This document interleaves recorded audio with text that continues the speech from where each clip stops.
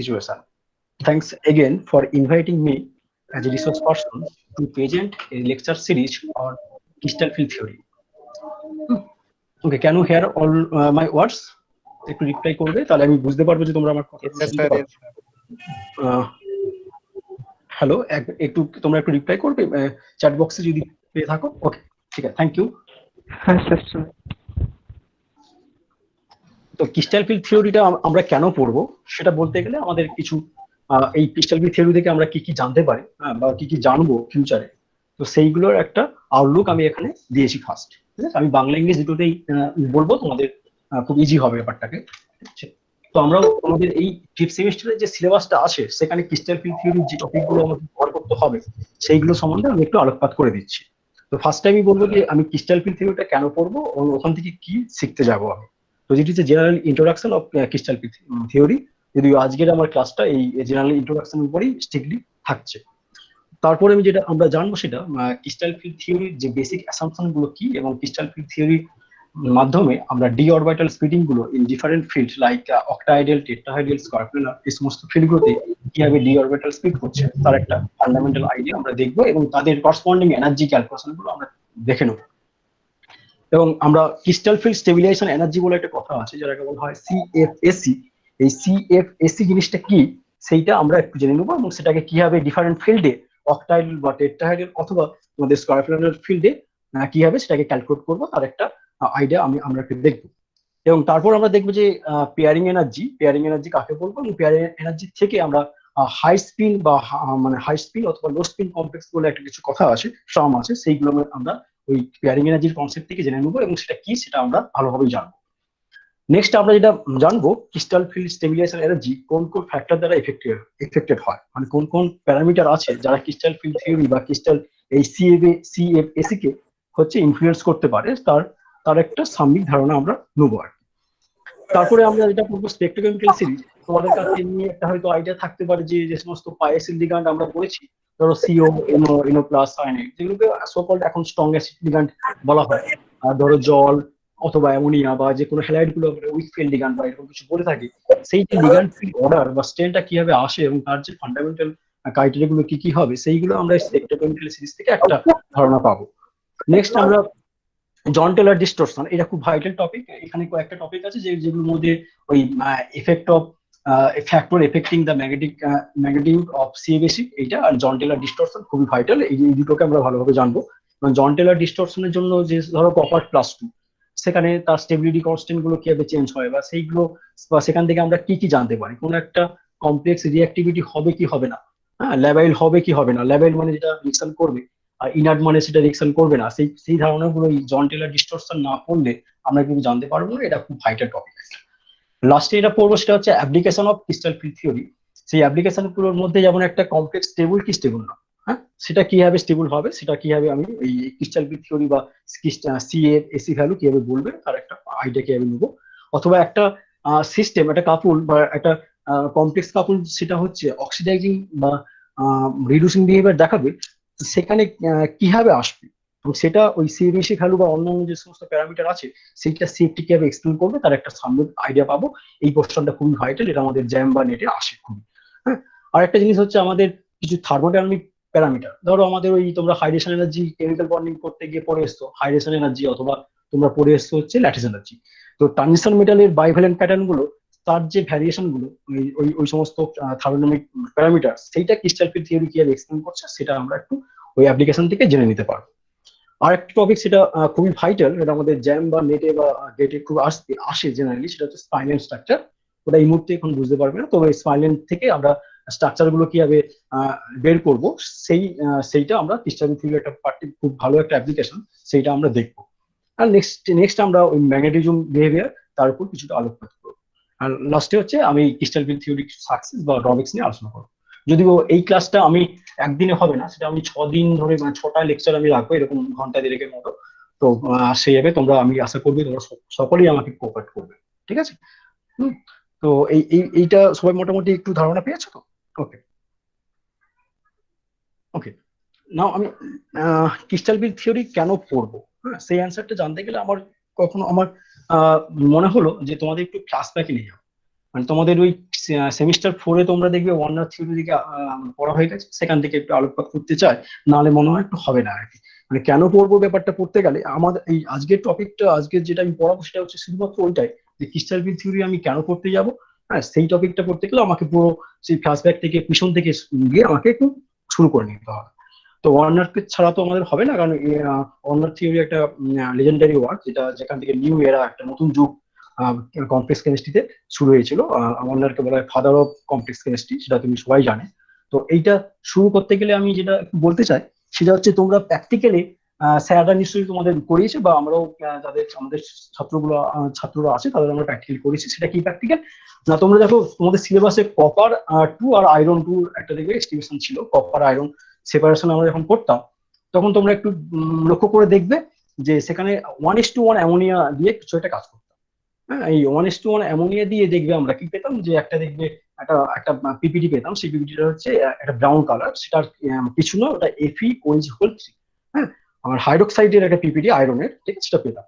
আর তার সঙ্গে দেখবে যখন ফিল্টার করতাম, ওই ফিল্টের যে কালারটা ওটা খুব সুন্দর দেখবে, খুব একটা ডিপ ব্লু কালার।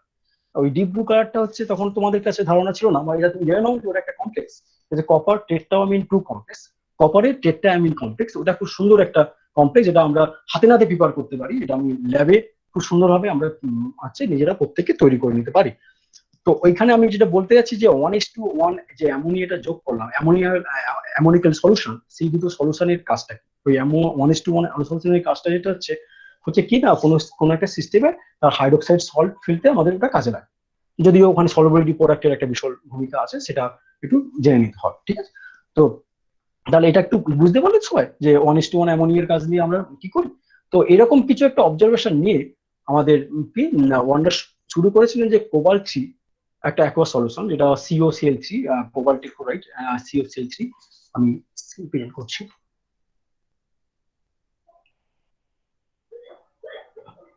আহ, এখান থেকে কোবাল্ট COCl3 এখান থেকে আরম্ভ করেছিলেন। সেখানে উনি চেয়েছিলেন যে ওই অ্যামোনিক্যাল সলিউশন দিয়ে কিছু একটা হাইড্রোক্সাইড জাতীয় কোনো প্রিসিপিটেন্ট উনি মানে নেবেন আর কি।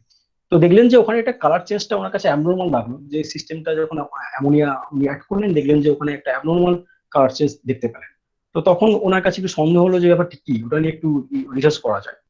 তো আমরা সেখান থেকে উনি কি করলেন, যে ওই অ্যামোনিয়া স্টচিওমেট্রি গুলো চেঞ্জ করলেন। যে যখন দেখলেন যে 2 মোল অ্যামোনিয়া দিচ্ছি কোনো রিয়েকশন হচ্ছে না, যখন 3 বা 4 বা 5 বা 6 মোল অ্যামোনিয়া দিচ্ছি, মানে স্টচিওমেট্রি মেনটেন করে যখন রিয়েকশন করছে 3 থেকে 6, তখন দেখা গেল রিয়েকশন গুলো হচ্ছে এবং তার কালার চেঞ্জ গুলো ভিন্ন ভিন্ন হচ্ছে। কোনো একটা কম্পাউন্ডের কালার ইয়েলো, কোনো একটা কম্পাউন্ডের কালার হচ্ছে পিঙ্ক বা গ্রিন, এরকম কিছুটা পাচ্ছে। তখন আমরা একটা ওই ছোটখাটো যে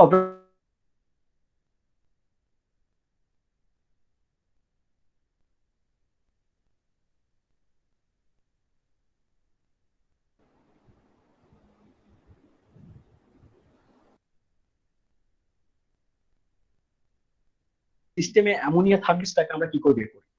আচ্ছা, কিভাবে আমরা বের করি, তুমি একটা টেস্ট টিউব নাও, সেখানে হয়তো অ্যামোনিয়াম ক্লোরাইড, আমি নন একটা কম্পাউন্ড নিচ্ছি, নাও, এবং সেখানে তুমি NaOH মানে সোডিয়াম হাইড্রোক্সাইডের একটা সলিউশন নিয়ে ওটাকে তুমি জাস্ট হিট করো, বা জাস্ট ডাইজেস্ট করলে দেখবে ওখান থেকে খুব করে অ্যামোনিয়ার ঝাঁঝালো গন্ধ তুমি ফিল করতে পারবে, ঠিক আছে। তাহলে কোনো সিস্টেমে অ্যামোনিয়া থাকলে সেটাকে আমরা সহজেই ওই NaOH দিয়ে আমরা যদি ফিউজ করি বা ডাইজেস্ট করি, তাহলে ওই সিস্টেম থেকে অ্যামোনিয়াটা বেরিয়ে আসে। তো অন্যের যে সমস্ত কম্পাউন্ড গুলো অবজারভেশন করেছিলেন, যে 3 থেকে 6 মোল স্টচিওমেট্রি মেনটেন করে যে সমস্ত কম্পাউন্ড গুলো ডিফারেন্ট ডিফারেন্ট কালার, সেইখানে যখন আমি NaOH সলিউশন তুমি অ্যাড করে ডাইজেস্ট করছো, দেখা গেল ওখান থেকে কোনো অ্যামোনিয়ার স্মেল পাওয়া যাচ্ছে না। এবং ওই NaOH এর মধ্যে দেখবে OH আছে, OH-, তাহলে ওখানে কোবাল্ট যেটা তৈরি হয়েছে কম্পাউন্ডটা, আমি সকল কম্পাউন্ড বলছি এখন, সেই কোবাল্টের সঙ্গে OH গুলো রিয়েকশন করে COOH3ও এক্সিবিটেড করতে পারতো, বাট ওইটাও আসেনি। তার মানে ওখান থেকে একটা কনফিউশন হয়ে গেল, যে কনফিউজড হয়ে গেলেন যে কি হচ্ছে ব্যাপারটা, ওনাদের কাছে তখন জানা ছিল না, ঠিক আছে। তো তখন উনি কি করলেন, কিছু ফিজিক্যাল টেস্ট, যেমন সেটাকে বলতে পারি আমরা কন্ডাক্টিভিটি মেজারমেন্ট, আর কিছু আমরা সিলভার নাইট্রেট দিয়ে কিছু টেস্ট করি।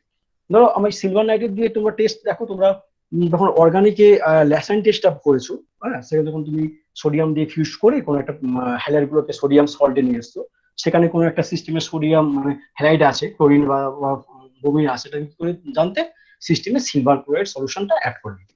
বা সঙ্গে সঙ্গে দেখবে যদি আমার AgCl থাকে, তাহলে আমার Cl থাকে, Cl-, তাহলে দেখবে থকথকে হোয়াইট পিপিটি পড়ে গেল। কারণ এখানেও সেরকম যে কম্পাউন্ডটা এসছে, সেখানে উনি ওই সিলভার নাইট্রেট দিয়ে কিছু কেমিক্যাল টেস্ট করেছিলেন এবং সেখান থেকে যে সমস্ত পিপিটি পেয়েছিলেন সেখান থেকে উনি কিছু ওই দুটো অবজারভেশন দিয়ে কিছু পস্টুলেট উনি বা কিছু থিওরি নিয়ে এসেছিলেন। সেই থিওরিটা আমাদের সকলেই জানা যে 1913 সালে ওরা নোবেল পুরস্কার পেয়েছিলেন। ঠিক আছে, তো এটা legendary work of crystal field theory, একটা আমাদের মানে কমপ্লেক্স কেমিস্ট্রির একটা লেজেন্ডারি ওয়ার্ক। ঠিক আছে, তো উনি মানে কমপ্লেক্সকে কমপ্লেক্স বা কিছু একটা কম্পাউন্ড যেটাকে আমরা বলবো সেটাকে এই থার ব্যাকেট দিয়ে রোটেশন, থার ব্যাকেট দিয়ে উনি ব্যাকেট, এই থার ব্যাকেটটা দিয়ে আসলে একটা এই থার ব্যাকেটের মধ্যে কিছু একটা রেখেছেন। দেখো এই থার ব্যাকেটটা ভালো করে দেখো, ওটা তুমি নিজে ফিল করে দেখো, তোমার বাড়ির মতো করে লাগছে। হ্যাঁ, বাড়ির দেখবে, বাবা দেখবে আমাদের বাড়ির একটা সর্বময় কর্তা বা মধ্যমণি, সেখানে দেখবে মেটালটা এখানে থার ব্যাকেটের মধ্যে যে মেটালটা আছে সেটা হচ্ছে এখানে করার মধ্যমণি। হ্যাঁ, এবং মেটালকে দেখবে বাড়িতে দেখবে তোমার বাবার সঙ্গে সঙ্গে বাবা সঙ্গে সঙ্গে মা, হ্যাঁ, ভাই বোন সবাইকে নিয়ে একটা পিসফুল একটা শান্তিপ্রিয় একটা ফ্যামিলি পায়। সেরকম এই থার্ড ব্র্যাকেটের যে বাড়ি আছে সেই বাড়ির মধ্যে যে মেটাল আছে তার সঙ্গে দেখো কিছু কিছু জিনিসপত্র আছে বা কিছু কিছু স্পেসিস যুক্ত হয়ে আছে। এই যুক্তগুলোকে উনি বলেছেন লিগান্ড। ঠিক আছে, তো লিগান্ড গুলো তুমি ভালো করে লক্ষ্য করে দেখো, যেখানে এখানে আমি দুটো লিগান্ড নিয়েছি, একটা হচ্ছে দেখো অ্যামোনিয়া নিয়েছি যেটা নিউট্রাল, কোনো চার্জ নেই, আর একটা নিয়েছি দেখো হ্যালাইড নিয়েছি, ক্লোরিন নিয়েছি, এটা হচ্ছে অ্যানোনিক লিগান্ড। এই থার্ড ব্র্যাকেটের মধ্যে যে সিস্টেমটা রয়েছে সেটাকেই বলবো কোরিলেশন স্কয়ার, এবং ওই সিস্টেমটা সেকেন্ডারি ভ্যালেন্সিকে ইন্ডিকেট করছে। এবং সেকেন্ডারি ভ্যালেন্সির মধ্যে যেটা স্যাটিসফাই করবে মেটালকে সেটা হচ্ছে দেখো, সেটা হচ্ছে কখনো নিউট্রাল লিগ্যান্ড হতে পারে বা কখনো অ্যানোনিক লিগ্যান্ড হতে পারে, কখনো বোথ নিউট্রাল আর অ্যানোনিক লিগ্যান্ড হতে পারে। এবং এই যে কোরিলেশন স্ফিয়ার বললাম, এইটার মধ্যে দেখো তোমার যে আমি এখানে দেখো চারটে অ্যামোনিয়া আছে, দুখানে ক্লোরিন আছে, যোগ করলে আমার 4 দিন 6, তাহলে এই সিস্টেমটা হচ্ছে কি তার কোরিলেশন নাম্বার মানে 6 কোরিলেশন নাম্বারটাকে ইন্ডিকেট করছে। মানে কোবাল্টের সঙ্গে বা একটা মেটালের সঙ্গে ওই থার্ড ব্র্যাকেটের মধ্যে যে সমস্ত লিগ্যান্ড গুলো যুক্ত আছে সেই সংখ্যাটাই হচ্ছে তার কোটেশন নাম্বারটাকে ইন্ডিকেট করে। ঠিক আছে, এবার দেখো বাইরে দেখো একটা একটা আছে, দেখো তোমার ফ্যামিলির মধ্যে সব থেকে ফার্স্ট পেয়ার যদি মনে করো তোমার বাবা মা বা তোমার ভাই বোন। ঠিক আছে, তুমি সেকেন্ড স্পেয়ারে রাখবে তোমার বন্ধু বান্ধব বা রিলেটিভকে। সেই রিলেটিভ বা বন্ধু বান্ধব হচ্ছে এইটা কোনটা না ক্লোরিন গুলো, কারণ এটা কিন্তু সহজে বেরিয়ে যেতে পারে কখনো। তুমি যখন সিলভার নাইট্রেট দিচ্ছি তখন দেখো এখানে একটা সিএল আছে আর এখানে একটা সিএল আছে, দুটো সিএল আছে, তাহলে কোন সিএলটা বাড়াবে? দেখবে বাড়ির ফ্যামিলির মধ্যে বন্ডিংটা অনেক স্ট্রং হয়, তাহলে ফ্যামিলি থেকে কোনো কিছু বেরোবে না, তার বাইরে থার্ড ব্র্যাকেটের বাইরে যেটা আছে, যেটা যে সকলে আমি বললাম তোমার বন্ধু হতে পারে রিলেটিভ, সেইটা আগে কিন্তু বেরিয়ে যেতে পারে। সিলভার সিলভার নাইট্রেট দিলে ফার্স্টে এই যে ক্লোরিনটা এটা কিন্তু সিলভার ক্লোরাইড হিসেবে ডিস্ট্রিবিউট করবে। তার মানে এই জিনিসটা হচ্ছে কি না, এটা আয়নাইজড করতে পারে, এটা আয়নাইজড হতে পারে, এটা হচ্ছে প্রাইমারি ভ্যালেন্সি। আর তোমার বাড়ির মধ্যে যে স্টেবল যেগুলো আছে সেটা আয়নাইজড করছে না, তাহলে সেকেন্ডারি ভ্যালেন্সিটা সহজে আয়নাইজড হয় না, এবং প্রাইমারি ভ্যালেন্সিটা কিন্তু আয়নাইজড হতে পারে। তাহলে এই ধরনের একটা আইডিয়া কোনটা সেকেন্ডারি ভ্যালেন্সি বলবো আর কোনটা প্রাইমারি ভ্যালেন্সি বলবো, তার একটা ফান্ডামেন্টাল আইডিয়া কিন্তু আমরা পেয়ে গেছি। উনি দিয়ে দেওয়ার চেষ্টা করেছিল এবং ওটা সফল হয়েছিল।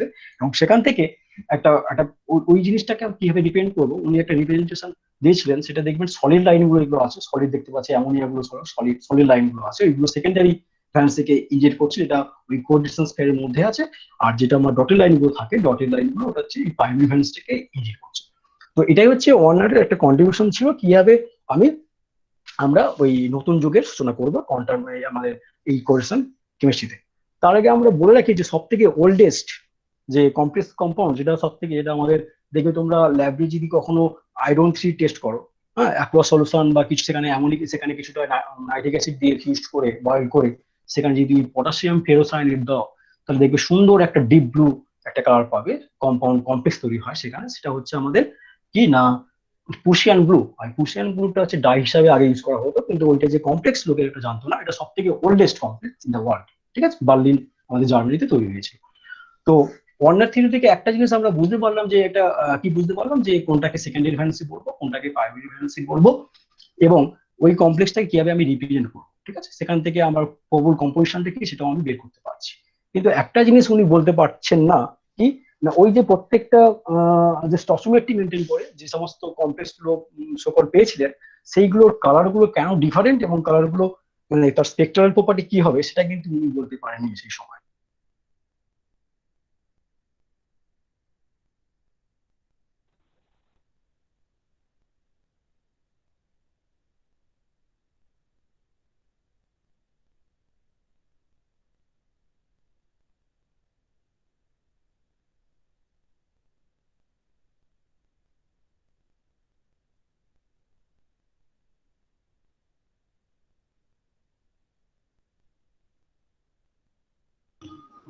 হ্যাঁ, শোনা যাচ্ছে কি? স্যার এবার শোনা যাচ্ছে। না, স্যারটা তো শোনা যাচ্ছে না। স্যারের কথা শোনা যাচ্ছে না, আপনার কথা শোনা যাচ্ছে। না, দেখছি।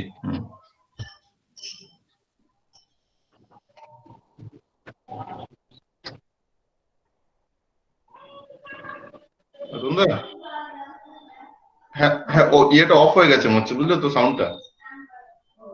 হ্যাঁ হ্যাঁ, সাউন্ডটা অফ হয়ে গেছে, শুনতে পাচ্ছি না।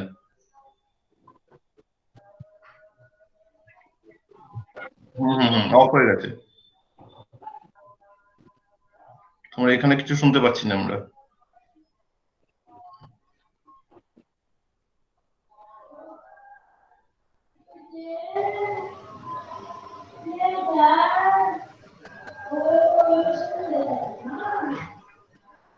ও, নেটটা না, আচ্ছা।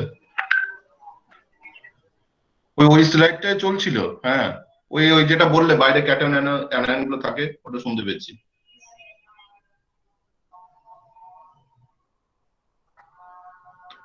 নেটটা কানেক্ট করো, নেটটা কোনোভাবে ডিসকানেক্ট হয়ে গেছে। সেটাই ভাবছি। ঠিক আছে, তুমি জাস্ট একটু ওয়েট করো। হ্যাঁ, নেট কানেকশনে চলে গেছে।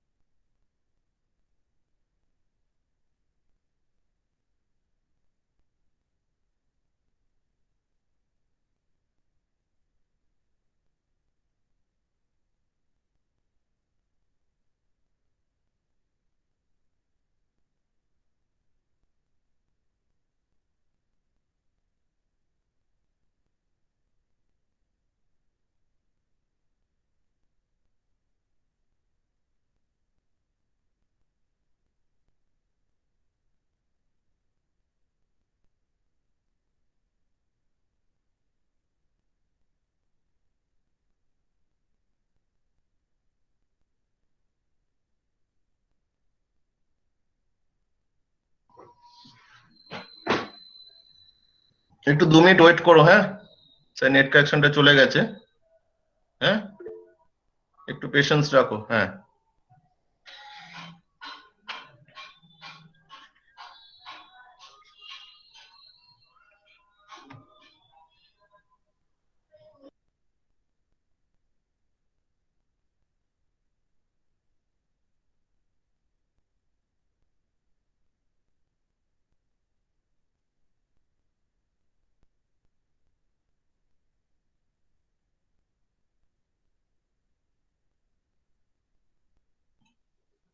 হ্যালো, সবাই দেখতে পাচ্ছ, শুনতে পাচ্ছ এবার? হ্যালো, হ্যাঁ স্যার, শুনতে পাচ্ছি। হ্যাঁ শুনতে পাচ্ছি। হ্যালো, হ্যাঁ শুনতে পাচ্ছি। ওকে ওকে, থ্যাংক ইউ। আমার সরি, আমার নেট কানেকশন চলে গেছিল। মানে ওয়াইফাই কানেকশনটা একটু সার্ভার ডাউন ছিল। হ্যাঁ হ্যাঁ ঠিক ঠিক আছে। আছে। আচ্ছা, তোমরা একটু বলো আমাকে যে আমি কতটা বলেছিলাম আর তোমরা কতটা ওই জিনিসটা বুঝতে পেরেছো। Thank you. হ্যাঁ, ঠিক আছে, শুরু করছে।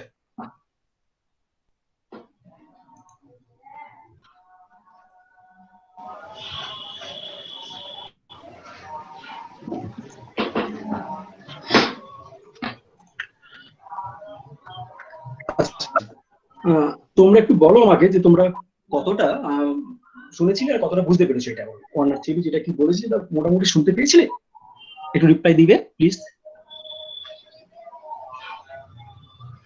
হুম, যে যে অংশটা পড়েছিলাম সেটা তুমি বুঝতে পেরেছো সবাই? আচ্ছা, ওকে ওকে ওকে, ঠিক আছে। ঠিক আছে, তাহলে আমি যাচ্ছি এবার। হ্যাঁ,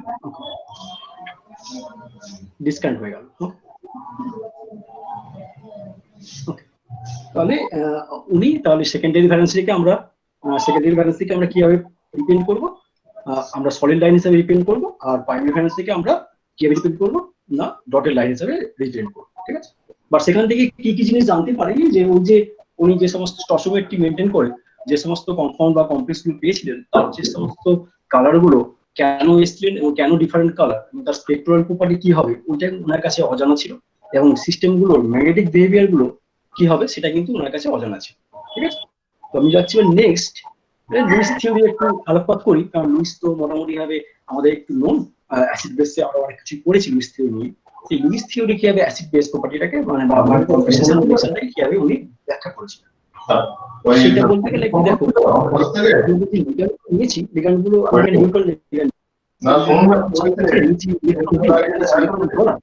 আর মেটাল যেটা নিয়েছি সেটা হচ্ছে দেখো ইলেকট্রন অ্যাসিড ফলে কি লিগ্যান্ডটা লুইস বেস হিসেবে কাজ করবে ইলেকট্রন ডোনার, আর মেটালটা হচ্ছে লুইস অ্যাসিড হিসেবে কাজ করবে যেটা হচ্ছে ইলেকট্রন অ্যাসিড। তার মানে এটা বলতে পারি যে শুনতে পাচ্ছি না এখানে বন্ডিংটা হচ্ছে dative type, that is covalent coordinate covalent type bonding. এই বন্ডিংটা তাহলে এখানে হচ্ছে আমি বলতে পারি যে Lewis acid base adduct formation হচ্ছে by the concept of Lewis theory. কিন্তু এখান থেকে কিন্তু একটা জিনিস বলতে পারছি না যে এই কমপ্লেক্স গুলো বা যে কমপ্লেক্স গুলো স্ট্রাকচারটা বা এক্সাক্ট জিওমেট্রিটা কি আছে সেটা আমি বলতে পারছি না, অথবা তার স্পেকট্রাল বা তার তার কালার গুলো কি হবে বা কেন হয়েছে সেটা আমি জানি না। আর একটা জানি না যে তার ম্যাগনেটিক বিহেভিয়ার প্যারাম্যাগনেটিক কি ডায়াম্যাগনেটিক সেটাও আমি কিন্তু এখান থেকে বলতে পারবো না। এই লুইস থিওরির একটা এক্সটেন্ডেড ভার্সন হচ্ছে এটা N rule, effective atomic number rule, Sidgwick concept বলা হয়। এটা তোমাদের এই সিক্স সেমিস্টারে তোমরা যখন পড়বে অর্গানোমেটালিক্স সেখানে এটা খুব একটা বড় ভূমিকা আছে এবং এটা তোমাদের নেটে বা ডেটের জন্য খুবই বা জ্যামের জন্য খুবই ইম্পর্টেন্ট টপিক। ঠিক আছে, সেটা সেখানে সেই টপিকটা সেখানে বেশি করে ডিসকাস করা হবে হয়তো। ঠিক আছে, তো আমি এখানে এই রুলটা একটু ছোট করে আমি বলে রাখি যে এই ইফেক্টিভ অ্যাটমিক নাম্বার রুল থেকে একটা কমপ্লেক্স কম্পাউন্ড সেটা স্টেবল হবে কি হবে না তার একটা ফান্ডামেন্টাল আইডিয়া পাওয়া যাবে। সেটা কি হবে না, এন রুলের যে একটা সিম্পলিফাইড যে formula only applicable for the, এখানে যেটা অ্যাপ্লিকেশন করেছে এটা যে ফর দ্য মনোনিউক্লিয়ার কমপ্লেক্স, এটা মডিফিকেশন অনেক আছে। তো ছোট করে যে ফর্মুলা দিচ্ছি সেটা হচ্ছে কি, এনটা কি না ইলেকট্রন কন্ট্রিবিউশন ফ্রম দ্য মেটালের কতগুলো ইলেকট্রন আছে সেই ইলেকট্রন কন্ট্রিবিউশন, বা সেটাকে অ্যাটমিক নাম্বার দিয়ে আমি জেড হিসাবে প্রকাশ করতে পারি, plus electron contribution from the ligand. কোন লিগ্যান্ড গুলো? ওই যে থার্ড ব্র্যাকেটের মধ্যে যে লিগ্যান্ড গুলো ছিল, বাইরে নয়, থার্ড ব্র্যাকেটের বাইরে নয়, ওই থার্ড ব্র্যাকেটে মানে কোঅর্ডিনেশন স্ফিয়ারের মধ্যে যে লিগ্যান্ড গুলো অ্যাসোসিয়েটেড ছিল, ওই লিগ্যান্ড গুলো কতগুলো ইলেকট্রন কন্ট্রিবিউট করছে সেই সংখ্যাটার যোগফল মাইনাস হচ্ছে চার্জ অফ দ্য সিস্টেম। এই প্লাস মাইনাসের কনসেপ্টটা তোমরা ওই ভেসপার থিওরি যখন স্ট্রাকচার বের করতে তখন তোমরা যখন কোনো সিস্টেমের মাথায় প্লাস থাকতো তোমরা বিয়োগ করতে, আর কোনো সিস্টেমের মাথায় হচ্ছে তোমার মাইনাস থাকতো তখন সেটাকে অ্যাড করতে। তাহলে ওই মাইনাস প্লাসের সিস্টেমটা হচ্ছে ওইরকম, কোনো চার্জ কত সেই চার্জ যদি নিউট্রাল হয় সেক্ষেত্রে কোনো কন্ট্রিবিউশন আসবে না, কোনো চার্জ যদি নেগেটিভ হয় সেক্ষেত্রে আমাকে চার্জটা অ্যাড করে নিতে হবে, কোনো চার্জ যদি আমাদের পজিটিভ হয় সেক্ষেত্রে ওইটা বিয়োগ করে নিতে হবে।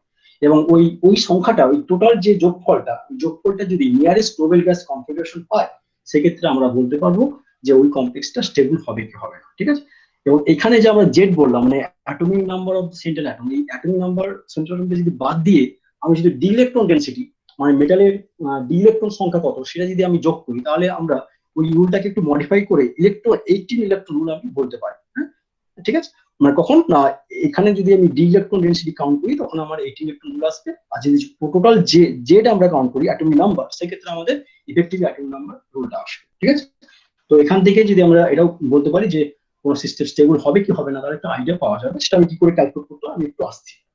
ওকে, তো ওইটা ক্যালকুলেট করতে গেলে আমাদের এই জিনিসগুলো লাগবে। তো তোমরা যারা এই মুহূর্তে যারা ফিফথ সেমিস্টার করছো, এখান থেকে আমাদের এখন পুরোটাই মানে সিক্স সেমিস্টার পর্যন্ত আমাদের এটা জানতে হবে। হ্যাঁ, কোনটা না প্রত্যেকটা ট্রানজিশন মেটাল তার মানে ডি ইলেকট্রন ডেনসিটি কত করে থাকে এবং তার অ্যাটমিক নাম্বার গুলো কি কি, সেই অ্যাটমিক নাম্বার গুলো মনে রাখতে হবে। বিশেষ করে স্ক্যান্ডিয়াম থেকে জিঙ্ক, এই জিনিসটা তোমাকে পুরোটাই মনে রাখতে হবে এবং তার সঙ্গে তার D electron configuration at the free state, যখন রিঅ্যাকশন মেটাল যখন কমপ্লেক্স করছে না তার সেই মুহূর্তে তার ইলেকট্রন কনফিগারেশন বৈশিষ্ট্য কি ছিল, আবার রিঅ্যাকশন করার পর মেটাল কমপ্লেক্স করার পর সেক্ষেত্রে ইলেকট্রন কনফিগারেশন কি আছে, এগুলো তোমাকে মনে রাখতে হবে। তো আমি বলবো তোমাদের খাতা যেটা আছে তোমাদের এই বাইভ্যালেন্ট ক্যাটায়ন ট্রান্সের মেটাল, সেখানে এই D1 থেকে D10 মানে স্ক্যান্ডিয়াম থেকে জিঙ্ক, অবভিয়াসলি তোমার 2 চার্জ আছে, +2 চার্জ ইন দা কমপ্লেক্স, এই সংখ্যাটা তোমাদের নোট ডাউন করতে এবং 3D এর ক্ষেত্রে তোমরা একটু লিখে নাও খাতা। ঠিক আছে, হলে আমাকে রিপ্লাই করবে। আর একটা বলে রাখি, এখানে 3D 4D গুলো তোমাকে একটু মনে রাখতে হবে, এই পরবর্তীকালে তোমার কাজে লাগবে। আমরা জিঙ্ক, ক্যাডমিয়াম, মার্কারি একই সিরিজে আছে, 3D 4D 5D, copper, silver, gold 3D 4D 5D series, nickel, platinum 3D 4D 5D, এইগুলোকে পরবর্তীকালে তোমাকে একটু মনে রাখতে হবে। ঠিক আছে, তো এই মুহূর্তে তুমি D1 থেকে D2 সিস্টেম, যেখানে হচ্ছে মেটাল বাইভ্যালেন্ট নিয়েছি ট্রান্সফার মেটাল, এইটা তুমি একটু দেখে নাও, নোট ডাউন করে নাও সবাই, স্ক্যান্ডিয়াম থেকে জিঙ্ক পর্যন্ত, ওটা আমার একটু কাজে লাগবে। ঠিক আছে, আর একটু দেখে নেই, একটু বলে রাখি, দেখো যখন মিলারটা ফ্রি অবস্থায় ছিল সেখানে দেখো বৈশিষ্ট্য ইলেকট্রন কনফিগারেশন এরকম সবগুলো দেখো 3D 1 3D 2 করে যাচ্ছে। শুধুমাত্র দেখবে ক্রোমিয়াম আর হচ্ছে কপারের ক্ষেত্রে আমরা জানি যে ওই হাফ ফিল্ড আর ফুল ফিল্ডটা নিতে গিয়ে মানে হোলস রুলটাকে মানতে গিয়ে আমাকে ওখানে D5টা করতে হয়েছে, এবং 4s1 আছে, এখানেও 4s1 আছে, বাকি দুটো দেখো সব 4s2 আছে। ঠিক আছে, এবং D1 থেকে আস্তে আস্তে করে D2 D3 D5 D6 করে যাচ্ছে। ঠিক আছে, ওটাতে ফ্রি অবস্থায়। কিন্তু যখন আমি বলবো যে যখন মেটালটা এখন +2 হয়ে গেছে, তখন দেখো দেখো সেখান থেকে দুটো ইলেকট্রন ফোরেস থেকে চলে গেছে, এখন D1 এখন স্ক্যান্ডিয়াম দেখো D1 সিস্টেম D1 হয়ে গেছে, টাইটেনিয়াম দেখো D2 হয়ে গেছে।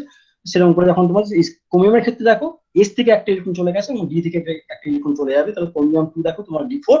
আর তোমার কপারের ক্ষেত্রে দেখো S থেকে একটা ইলেকট্রন চলে গেছে এবং B থেকে একটা ইলেকট্রন চলে গেছে, কপার 2টা হচ্ছে D9। তাহলে এই সিস্টেমটা শুধু মনে রাখো, মনে রাখার সঙ্গে সঙ্গে বলবো, যখন তোমাকে বলবে যে আয়রন +3 স্টেট, তার ডি ইলেকট্রন কনফিগারেশন কত না ডি, আয়রন 2 তে D6, তাহলে +3 তে এক বিয়োগ করবো, তাহলে এটা D5 হয়ে যাবে। যদি বলা হয় কোবাল্ট +2, তাহলে আমার আছে D7। যদি বলা হয় কোবাল্ট +3, তাহলে কি হবে না একটা ইলেকট্রন বিয়োগ করে আমার D6 চলে আসবে। ঠিক আছে, আবার এটাও যদি বলতে পারি, এরকম যদি বলা হয় যে কোবাল্ট 0, কত হবে কোবাল্ট 0 মানে এখানে দেখো কোবাল্ট 0 D7 4s2, কিন্তু this is in the free metal ion, metal system যখন রিয়েকশন করছে না সেই মুহূর্তে কিন্তু এটা ফ্রিতে এটা 4s এ ঢুকে গেছে।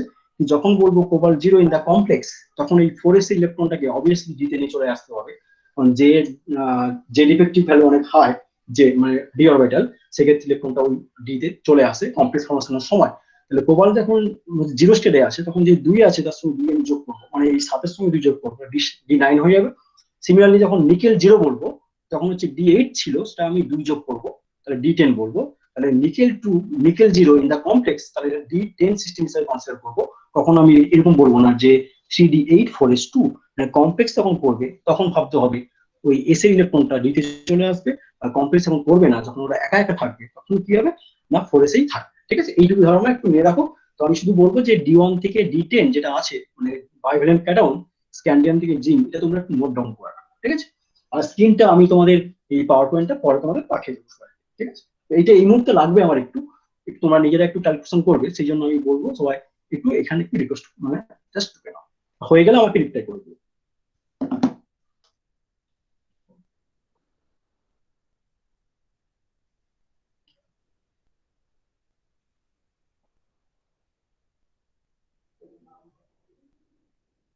আশা করি সবার কাছে খাতা পেন আছে, তো সবাই এটাকে একটু নোট ডাউন করবে। ঠিক আছে, আমি প্রেজেন্টেশনে নিয়ে যাচ্ছি, হলে একটু রিপ্লেস করবে।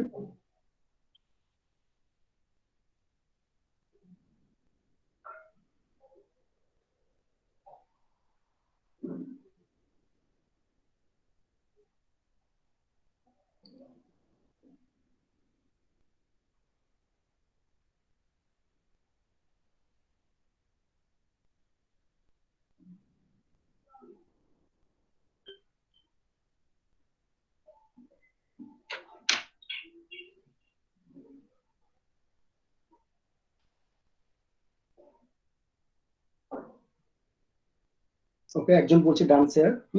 একটা রিপ্লাই পা, তাহলে বুঝবো যে তোমরা খাতা পেন নিয়ে ওটা লিখছো।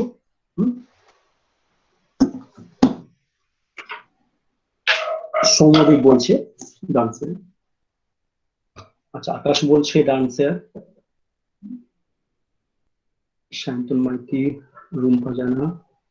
ঠিক আছে, তাহলে মনে হয় সবার এই জিনিসটা হয়ে গেছে। ঠিক আছে, তো এটা আমার একটু কাজে লাগবে। আচ্ছা, অ্যাটমিক নাম্বার গুলো তোমার নিশ্চয়ই একটু জানা আছে। সেটা হচ্ছে এরকম যে জিঙ্ক থেকে ওই তোমার নিশ্চয়ই পড়েছো, ক্যালসিয়াম থেকে নিশ্চয়ই জিঙ্ক পর্যন্ত প্রত্যেকে অ্যাটমিক নাম্বার তোমাদের জানা আছে। ঠিক আছে, মানে আপ টু 30 পর্যন্ত প্রত্যেকে জানা আছে, তারপর ওগুলো তোমাদের মনে নাও থাকতে পারে।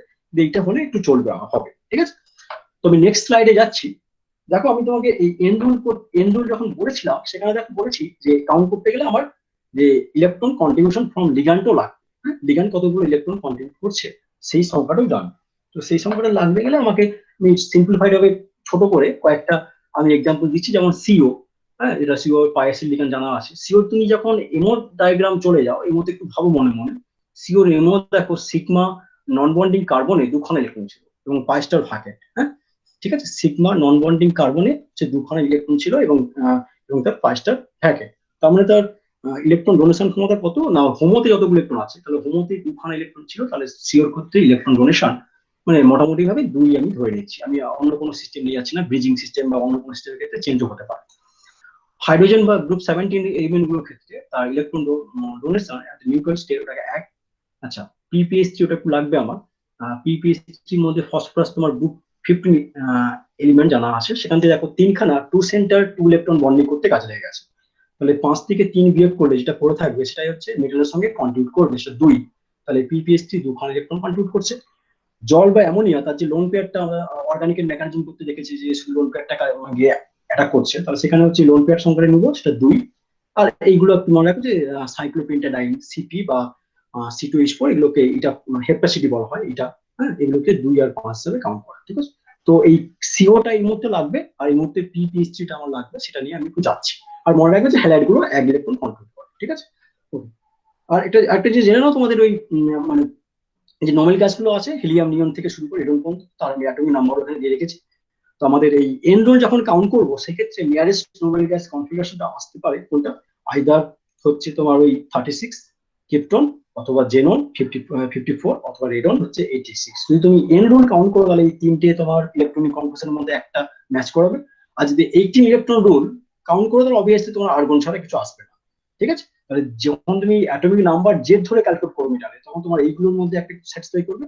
আর যখন তুমি অ্যাটমিক নাম্বার বাদ দিয়ে শুধুমাত্র ডি ইলেকট্রন ডেন্সিটি মানে তোমার ভ্যালেন্স অরবিটালটাকে কাউন্ট করবে, তখন তোমার এই 18 ইলেকট্রনটা অ্যাপ্লিকেবল হবে। ঠিক আছে, আচ্ছা, এবার তোমরা একটু নিজেরা খাতা পেন নিয়ে বসে থাকো, তোমরা এটা একটু করবে। তার আগে আমি একটু বলে রাখি যে একটা মেটাল কমপ্লেক্স নিয়েছি, এটা ক্রোমিয়াম হেক্সা, ওই যেটা CrCO6। দেখো নিউট্রাল কমপ্লেক্সে থার্ড ব্র্যাকেট দিয়ে চার্জ নিয়েছি নিউট্রাল। ঠিক আছে, সেখানে সেন্ট্রাল মেটাল কি আছে, সেন্ট্রাল মেটাল ক্রোমিয়াম আছে।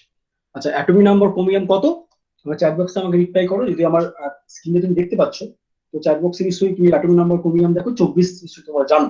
ঠিক আছে, আচ্ছা, এবার তুমি দেখো ক্রোমিয়াম জিরো স্টেটে তার ইলেকট্রন কনফিগারেশন কত, যখন কমপ্লেক্স থাকবে। দেখো এখানে চলে যাও, এই দেখো ক্রোমিয়াম যখন +2, ক্রোমিয়াম যখন +2, তখন তোমার D4 সিস্টেম। যখন 0 বলবো ইন দা কমপ্লেক্স, তখন 2 ইলেকট্রন যোগ করে দিচ্ছি, তাহলে 6। তো সেটাই হয়েছে আমার, যখন ক্রোমিয়াম যখন আমার জিরো স্টেটে আছে ইন দা কমপ্লেক্স, সেক্ষেত্রে আমি কি লিখতে পারছি, D6 লিখতে পারি। ঠিক আছে, এবার দেখো আমি electron donation from the ligand, যে লিগ্যান্ডটা কোথায়, যে থার্ড ব্র্যাকেটের মধ্যে যে লিগ্যান্ড গুলো আছে যেগুলো কমপ্লেক্স করবে, সেই ইলেকট্রন কতগুলো ইলেকট্রন ডোনেশন করেছে। দেখো আমার এখানে লিগ্যান্ডটা কি আছে, এখানে একটা লিগ্যান্ড আছে CO। কত রকম আছে, কতগুলো আছে, 6টা আছে। একরকম লিগ্যান্ড কতগুলো আছে, 6টা আছে। তাহলে সিও ইলেকট্রন কন্ট্রিবিউশন কত, আমি বলেছি সিওর যে হোমোটা সিগমা নন বন্ডিং এ আছে কার্বনে, তাহলে 2খানা ইলেকট্রন আছে। তাহলে সিও 2 ইলেকট্রন ডোনার, তাহলে 6খানার জন্য 2 × 6, তাহলে হচ্ছে 12 পাচ্ছি। তাহলে এন রুল কাউন্ট করবো, কাউন্টটা কি না, এন রুলের ফর্মুলা বলেছিলাম কি না, অ্যাটমিক নাম্বার মানে Z of the metal plus কি electron contribution coming from the ligand. তাহলে এখানে হচ্ছে জেড করলে আমার 24, আর লিগ্যান্ড থেকে যে এসছে টোটাল এটা হচ্ছে 12। আর নিউট্রাল কমপ্লেক্স চার্জ, সেই চার্জটা তুমি যদি 0 আছে, তাহলে প্লাস মাইনাস করলে আমার কোনো যায় আসে না। তাহলে 24 তার +12 করলে আমরা দেখো 36। দিস ইজ কে, সেটা একটা নোবেল গ্যাস কনফিগারেশন পেয়ে গেছে ক্রিপ্টনে। This molecules and this complex is highly stable. এবার তুমি যদি এখানে চলে আসো যে 18 ইলেকট্রন কাউন্ট করো, কিভাবে কাউন্ট করবো, সেখানে আমি জেডটা বাদ দিয়ে রিপ্লেস করে দাও, জেডটাকে ডি ইলেকট্রন যে কনফিগারেশন সেটাকে তুমি নিয়ে চলে আসো। দেখো ক্রোমিয়ামের ক্ষেত্রে 0 সেটের জি ইলেকট্রন ছিল তোমার 6, তাহলে 6-এর সঙ্গে আমি 12 যোগ করবো, আর তার সঙ্গে কি করবো না, শূন্যটা আমি যোগ করতে পারি না করতে পারি কোনো যায় আসে না। তো আলটিমেটলি আমি কিন্তু আর্গন ইলেকট্রন কনফিগারেশন পেয়ে যাচ্ছি, দিস ইজ অলসো স্টেবল। তাহলে both N effective atomic number আর 18 ইলেকট্রন রুল এই কমপ্লেক্সটাকে স্টেবল বলে বলছে। তোমরা এইভাবে এই কমপ্লেক্সটা করো, মানে নিজেরা একটু ট্রাই করো, যে আমি লাল একটা দেখো FeCO হোল 4, এইটা নিজেরা ট্রাই করো, আর ভ্যানাডিয়াম এটা আমার করাই আছে, তো তোমরা নিজের খাতায় একটু করে নাও কোনটা ভ্যানাডিয়াম CO হোল 6 মাইনাস, হ্যাঁ এইটা, আর FeCO হোল 4 মাইনাস 2, এই দুটোকে একটু ক্যালকুলেট করো। এখানে বলে দিচ্ছি যেহেতু চার্জটা ভ্যানাডিয়ামের এখানে কমপ্লেক্সের মধ্যে নেগেটিভ চার্জ আছে, তাহলে সেক্ষেত্রে লাস্টে কি করতে হবে, নেগেটিভ নেগেটিভ পজিটিভ করতে হবে, সেই হেসপারের মতন জাস্ট আমি যোগ করবো, যদি প্লাস থাকে তাহলে ওটাকে বিয়োগ করবো, ঠিক আছে। তো তোমরা এটাকে একটু নিজেরা একটু খাতাতে ট্রাই করে আমাকে বলো যে 18 ইলেকট্রন রুল আর এন রুল স্যাটিসফাই করছে কিনা, ওকে। কারণ আমার একটু লাগবে এটা, আর এটা তোমরা 6 সেমিস্টারে যখন অর্গানোমেটিক্স পড়বে তখন তোমরা ডিটেলসে পড়বে, এটা অনেকগুলো ফর্মুলা মডিফাই হয়ে গেছে, হ্যাঁ অনেকগুলো ফর্মুলা আছে, সেখান থেকে অনেক কিছু জানতে পারবে। তো তোমরা এই দুটোকে কোন দুটোকে এইটাকে ভ্যানাডিয়ামের এই কমপ্লেক্সটাকে আর FeCO হোল 4 মাইনাস 2 এটাকে ট্রাই করে বলো যে স্যাটিসফাই করছে কিনা, আমাকে রিপ্লাই করবে, ঠিক আছে। অসুবিধা হলে আমাকে চ্যাট বক্সে মানে তুমি লিখে নিতে পারো, ওকে ট্রাই করো তাহলে সবাই।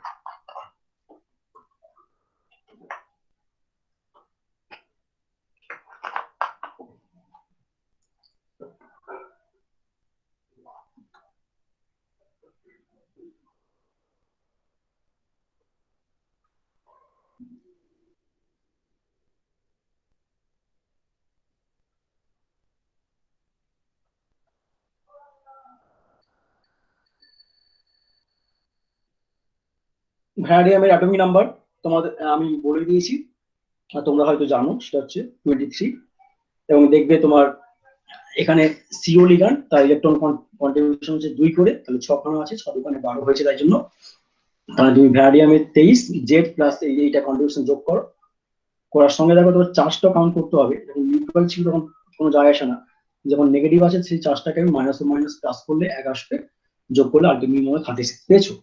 এবং তুমি 18 ইলেকট্রন গুলো দেখো, তোমার দেখবে 18 আসবে, কারণ ভ্যানাডিয়াম যখন 0 স্টেট ইন কমপ্লেক্স তখন তোমার দেখো ডি ইলেকট্রন কনফিগারেশন হচ্ছে 5, সেটা 5-এর সঙ্গে তুমি 12 প্লাস 5 17 প্লাস 1 18 চলে এসছে, ঠিক আছে। তো সিমিলারলি তোমার FeCO হোল 4 সেটাকে তোমরা করে দেখো ওটা ঠিকঠাক এসছে কিনা, তাহলে আমি নেক্সট একটু আর এগোবো।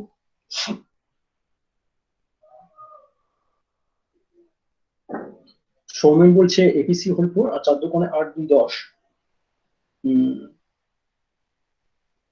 না সৌমেন একটু তুমি ভুল করেছো, তোমার দেখো আয়রন বলেছি, আমি বলেছি যে প্রত্যেকটা মেটালকে 0 অক্সিজেন স্টেটে, মানে অনেকগুলো রুল আছে, তো আমি এখানে করছি নিউট্রাল মেথড বলে একটা জিনিস, তো সেখানে হচ্ছে আয়রনটাকে 0 ধরে নাও, আয়রনের অক্সিজেন স্টেটটাকে তুমি ফর্মালি 0 ধরে নাও, ঠিক আছে। Iron present in the 0 state, তাহলে প্রেজেন্ট ইন দ্য 0 স্টেট যদি থাকে তাহলে সময় তুমি দেখো সেক্ষেত্রে এটা 8, হ্যাঁ ইন দ্য কমপ্লেক্স, যখন কমপ্লেক্স করছে আয়রনের 4s থেকে ইলেকট্রন চলে আসবে, তাহলে এটা হচ্ছে 8 আসছে, আর এখানে 4 দোকানে 8 16 আর 2 তাহলে 18 হয়ে যাচ্ছে, দেখো তাই না। তাহলে সৌমেন এসে কারেকশন করে নাও, সৌমেন মন্ডল, ঠিক আছে। আচ্ছা, আর তুমি যদি এখানে জেড ধরো তাহলে আয়রনের জেড কত, অ্যাটমিক নাম্বার 26, তাহলে 26-এর সঙ্গে তুমি 4 দোকানে 8 এই CO, তাহলে 26 প্লাস 8 34, তার সঙ্গে তুমি 2 যোগ করবে, 34 দিয়ে কত হচ্ছে 36, দেখো তোমার 36ও চলে এসছে। আশা করি সবাই এটা হয়েছে। তাহলে আচ্ছা, তাহলে বোধ ঋতিকে বলছে এটা আসলে ঠিক আছে, খুব ভালো। কল্যাণ বলছে আচ্ছা এটা হচ্ছে তোমার 26 আর 2 ইয়ার্স, ঠিক আছে। তাহলে নিশ্চয়ই তোমার এন রুল স্যাটিসফাই করছে, তার সঙ্গে তোমার 18 ইলেকট্রন গুলো রুম্পা বলছে, ঠিক আছে, রুমা বলেছে জানা, সেটা ঠিকই আছে, তাহলে তোমরা একটু বুঝে গেছো এটা, ঠিক আছে। এবার আমি যাচ্ছি ভাস্কাস কমপ্লেক্স আর উইলকিনসন ক্যাটালিস্ট, এই জিনিসটা আমি ভাস্কাস কমপ্লেক্স উইলকিনসন ক্যাটালিস্টটাকে আমি হাইলাইট করে দিচ্ছি। আচ্ছা, একটু ভাস্কাস কমপ্লেক্স সম্বন্ধে একটু বলে রাখি।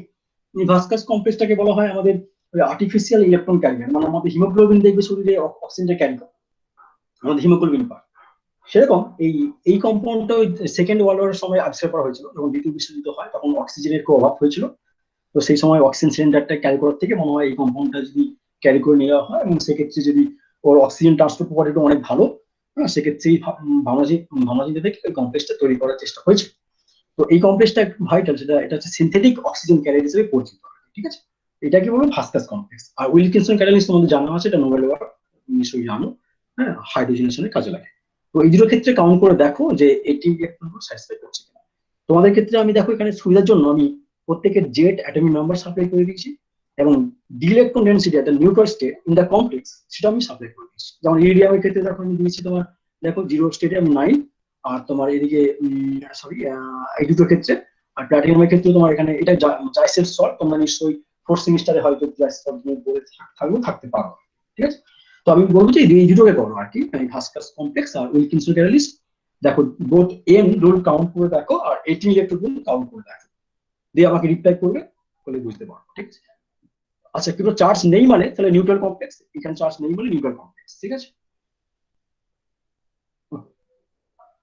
আচ্ছা, সন্তু পাত্র বলছে ওটা হচ্ছে 84 ভাস্কাসটা এসছে, আর উইলকিনসন 16।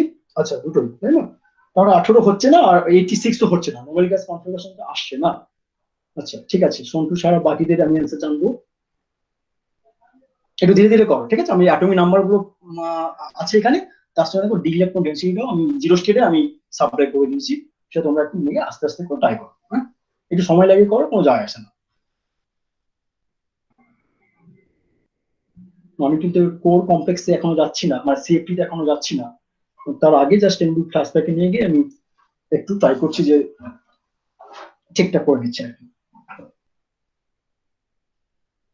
আচ্ছা, এখানে বলে রাখি যে পিপিএইচ3 দেখো কতগুলো electron donor, phosphorus group 15 element আছে, তাহলে 5 ও এখানে 5 যোজ্যতা, সেখান থেকে দেখো 3টা 2 সেন্টার 2 ইলেকট্রন বন্ডিং করে ফেলেছে, তাহলে 5 থেকে 3 বিয়োগ করলে আমি 2 পেয়ে যাবো, তাহলে পিপিএইচ3 2 ইলেকট্রন ডোনার।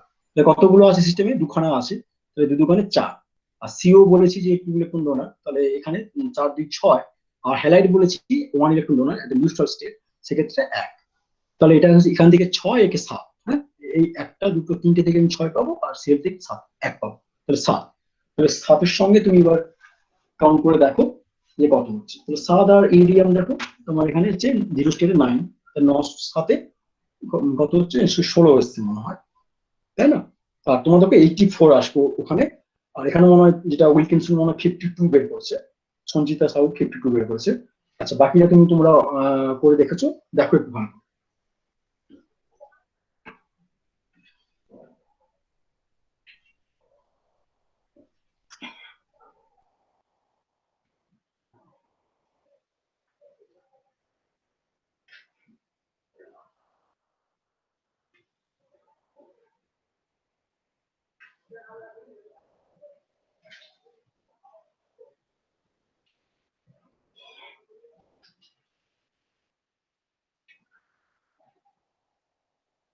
ওকে, 84 আর 54, 54, তার মানে তোমার দেখো নিয়ারেস্ট নোবেল গ্যাস কনফার্মেশন হতে দুটো ইলেকট্রন শর্টেজ, ঠিক আছে। আচ্ছা, বাকি একটু রিপ্লাই দাও, তাহলে আমি বুঝতে পারবো তোমরা একটু শিখেছো বা জানতে পারছো আর কি, হ্যাঁ, একটু তাহলে একটু রিপ্লাই করো না।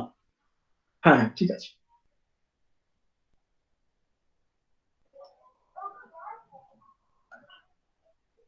সৌমদীপ বলছে হ্যাঁ ঠিকই আছে, ওকে।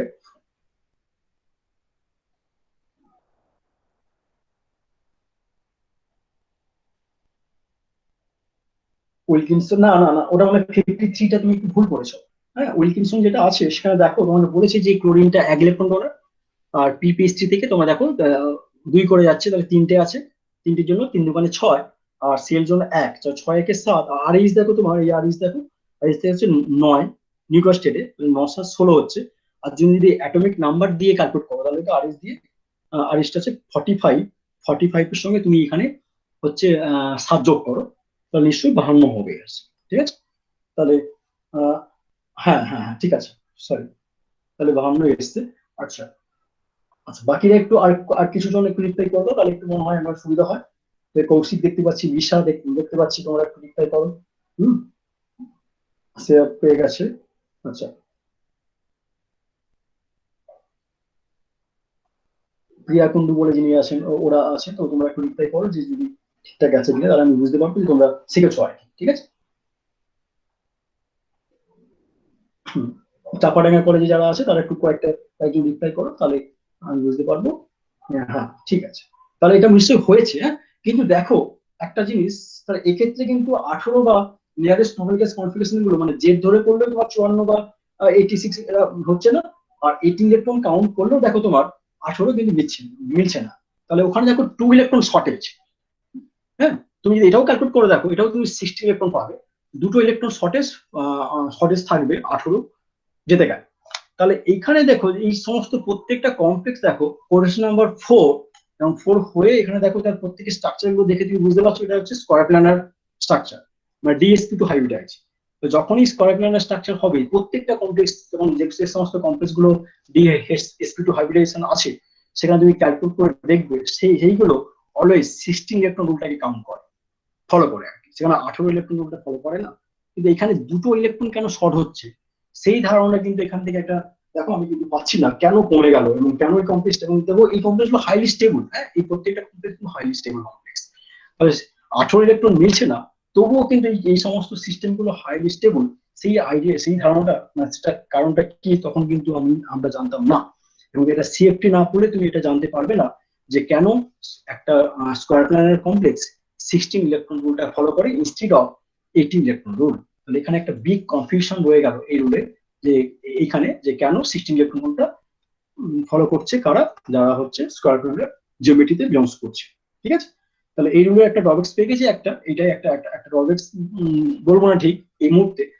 আরেকটা জিনিস দেখো, তোমাদের যে সমস্ত কম্পাউন্ড গুলো নিয়েছি প্রত্যেকটা কম্পাউন্ড দেখো ইরিডিয়ামের সঙ্গে কার্বনের বন্ড, মানে মেটালের সঙ্গে কার্বন বন্ড আছে। এখানে দেখো প্লাটিনামের সঙ্গে কার্বন বন্ড আছে। আচ্ছা, এইগুলো চলে আসো, দেখো ক্রোমিয়ামের সঙ্গে কার্বন বন্ড আছে। এগুলো হচ্ছে মেটাল কার্বন বন্ড যেখানে থাকবে। তো এই সমস্ত কম্পাউন্ড গুলোকে নাম আছে অর্গানোমেটালিক কম্পাউন্ড। এই রুলটা মোস্টলি হচ্ছে অর্গানোমেটালিক কম্পাউন্ড গুলোর ক্ষেত্রে অ্যাপ্লিকেবল আছে এবং কিছু অন্য সিস্টেমে অ্যাপ্লিকেবল হতে পারে আর কি। ঠিক আছে, তাহলে এখানে একটা বিগ কনফিউশন হয়ে গেছে কেন এই কি না স্কয়ার প্ল্যানার কমপ্লেক্স গুলো 16 ইলেকট্রন রুল ফলো করবে ইনস্টিড অফ 18 ইলেকট্রন রুল। সেটা কিন্তু আমাদের কাছে সেই সময় অজানা ছিল। হ্যাঁ, এবং এখান থেকে দেখো আর কিছুই আমি জানতে পারছি না। কি জানলাম? শুধু স্টেবিলিটি জানলাম।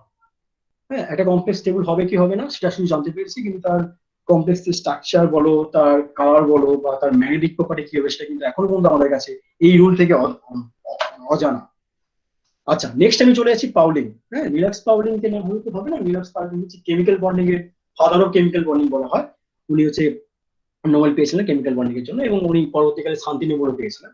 তো একমাত্র কেমিস্ট যিনি দুবার নোবেল পেয়েছিলেন, একটা ওই মানে contribution in the chemical bonding, আর একটা শান্তি নোবেল পেয়েছিলেন এই রিল্যাক্স পাউলিং। ঠিক আছে, তো পাউলিং এর রুলটা কি বলেছে, উনিও বলেছেন যে একটা কমপ্লেক্স স্টেবল হবে কি হবে না তার একটা আইডিয়া উনি দিয়েছিলেন। কি হবে না, যদি কোনো কমপ্লেক্স আয়নিক টাইপ হয়, যদি কোনো কমপ্লেক্স কি বলবো আয়নিক টাইপ হয়, সেক্ষেত্রে সিস্টেমটা পুরো ওভারঅল চার্জটা নিউট্রাল হওয়ার সম্ভাবনা আছে। ধরো তোমার NaCl আমি কমপ্লেক্স নয়, এটা সল্ট একটা কমপ্লেক্স নয় জানি তোমাদের।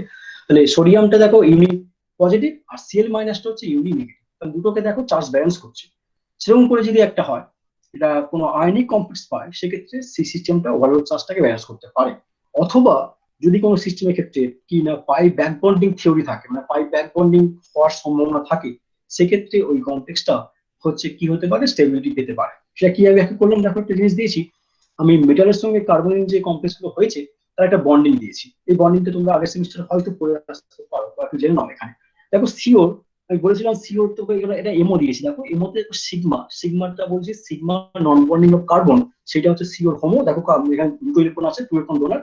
তাহলে সিগমাতে নন বন্ডিং অফ কার্বনটা হচ্ছে ইলেকট্রন ডোনার এবং হোমো। আর লুমো দেখো পাঁচটা, এই পাঁচটা দুটো দেখো ভ্যাকেন্ট অরবিটাল। তার মানে সিওটা একটা থেকে পাই অ্যাসিড লিগ্যান্ড। হ্যাঁ, পাই অ্যাসিড লিগ্যান্ড কাকে বলবো, যাদের ভ্যাকেন্ট পাঁচটা অরবিটাল আছে এবং ওরা সিগমা ডোনেশন করতে পারে, বা পাই অ্যাসেপ্টর লিগ্যান্ড বলতে পারে।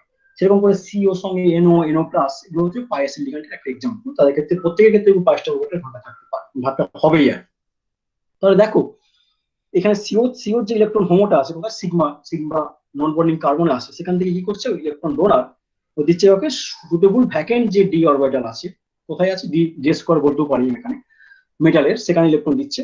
তাহলে দেখো মেটালের মাথায় রিয়েকশন করার আগে ইলেকট্রন কিছু ছিল, আবার যেহেতু সিও থেকে ইলেকট্রন যাচ্ছে, দুটো ইলেকট্রন যাচ্ছে, তাহলে মেটালের মাথায় ইলেকট্রন ডেনসিটির মানটা তাহলে কি হবে, বাড়বে না কমবে, অবভিয়াসলি বেড়ে যাচ্ছে। তাহলে মেটালের মাথায় নেগেটিভ চার্জ বা excess negative charge density fill করবে মেটাল। তাহলে কি হবে না, কুলম্বিক ফোর্স অফ রিপালশন ওখানে কাজ করবে, যেহেতু মেটালের মাথায় এক্সেস নেগেটিভ চার্জ চলে এলো, তাহলে ওখানে কুলম্বিক ফোর্স অফ রিপালশন কাজ করবে। তাহলে কি করবে, ও ব্যাক করে দিবে কোথায় না, দেখো ওর পাঁচটার ভ্যাকেন্ট, সিওর পাঁচটার পুরো ভ্যাকেন্ট, সেই জন্য সিওতে ও ব্যাক রিসিভ করে দিয়ে দিবে তাহলে পাই ব্যাকবন্ডিং হওয়ার একটা সম্ভাবনা আছে। তাহলে ওভারঅল চার্জটা দেখো, সেই এক্সেস নেগেটিভ চার্জটা কিন্তু ব্যালেন্স হয়ে গেল। এই ক্ষেত্রে এই কমপ্লেক্সটা কিন্তু স্টেবিলিটি পেতে পারে। এবং যখন কোনো সিস্টেমের ক্ষেত্রে এই রেসিপ্রোকাল পাই ব্যাকবন্ডিং থাকবে, সেই সমস্ত সিস্টেমের মেটাল অথবা জিরো অক্সিজেন স্টেটে স্টেবিলিটি পেতে পারে। ঠিক আছে? তাহলে এই পাই ব্যাকবন্ডিং থিওরি আর আয়নিক যদি নেচার হয় তাহলে একটা কমপ্লেক্স স্টেবল হতে পারে, সেই আইডিয়া পাউলিন থেকে দিয়েছিলেন। ঠিক আছে, কিন্তু আর কোনো আইডিয়া দিতে পারেননি, দেখো কমপ্লেক্সটা কেমন দেখতে হবে, স্ট্রাকচার কেমন, বা তার কালারেশন কেমন আছে, বা স্পেকটা কেমন আছে, স্পেকটা কেমন হবে, বা তার ম্যাগনেটিক বিহেভিয়ার কেমন হবে, সেটা কিন্তু তুমি আলোকপাত করতে পারেনি। স্টিল ইট ইজ মিসিং, হ্যাঁ, পাউলিনিও।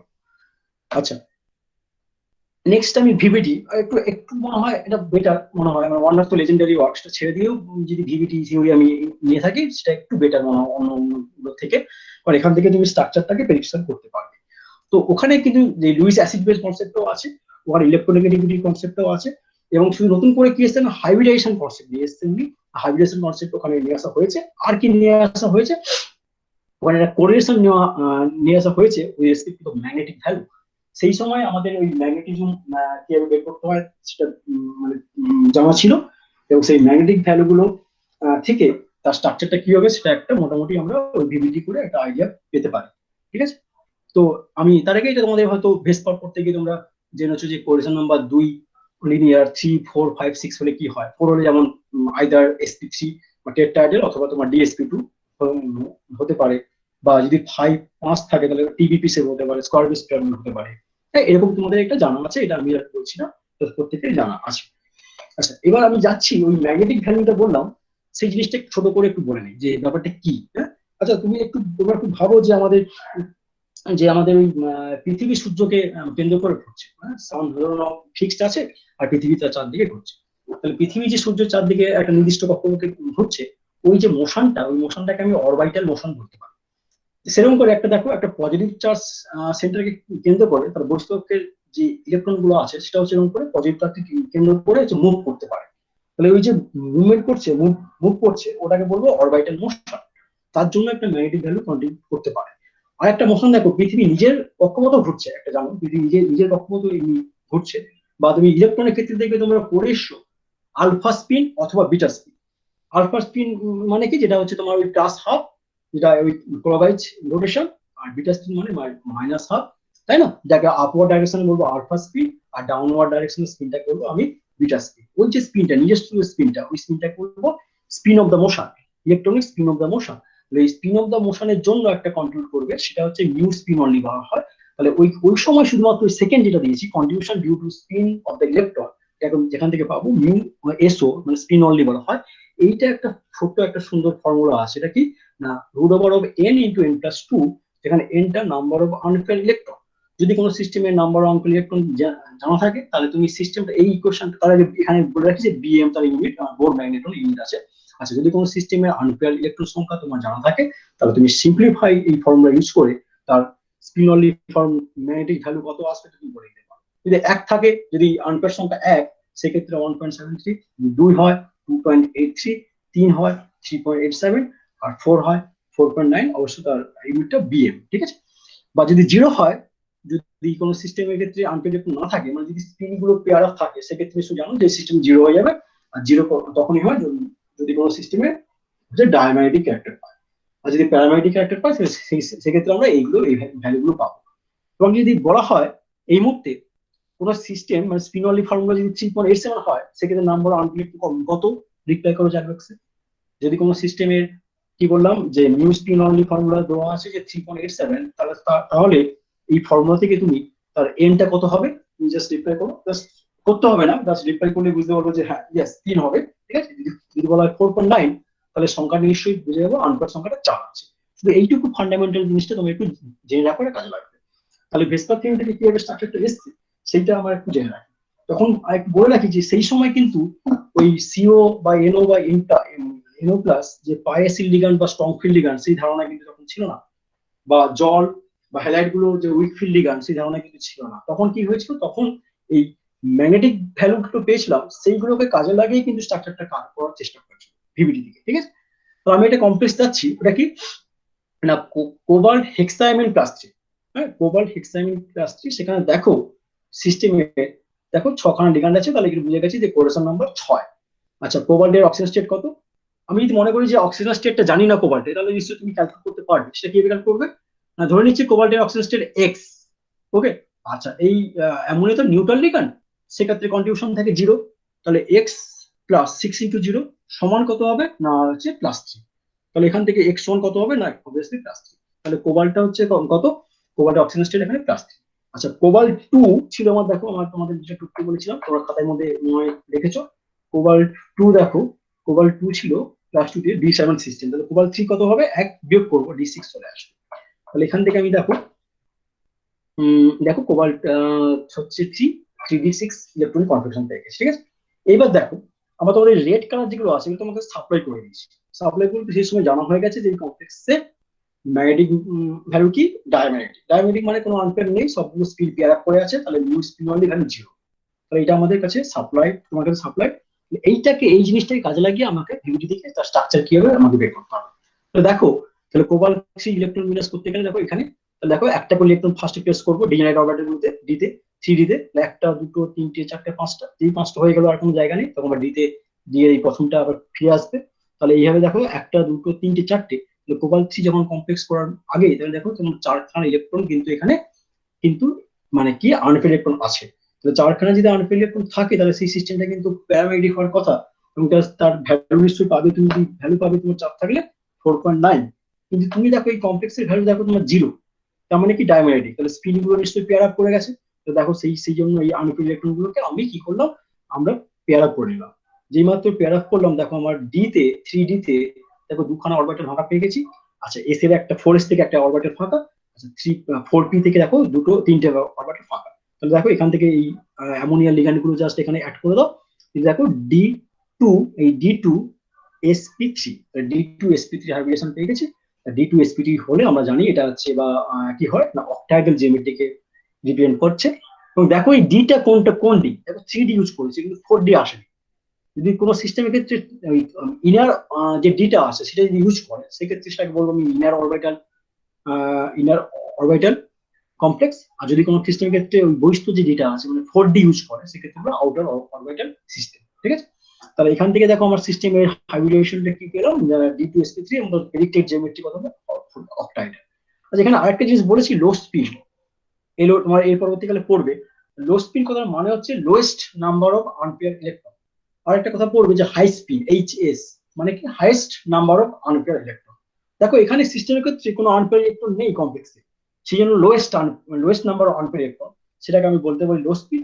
আর যদি কোনো সিস্টেমের ক্ষেত্রে highest number of unpaired electron থাকে, মানে ম্যাক্সিমাম সংখ্যক আনপেয়ার থাকে, তখন সেটা বলবো হাই স্পিন কমপ্লেক্স।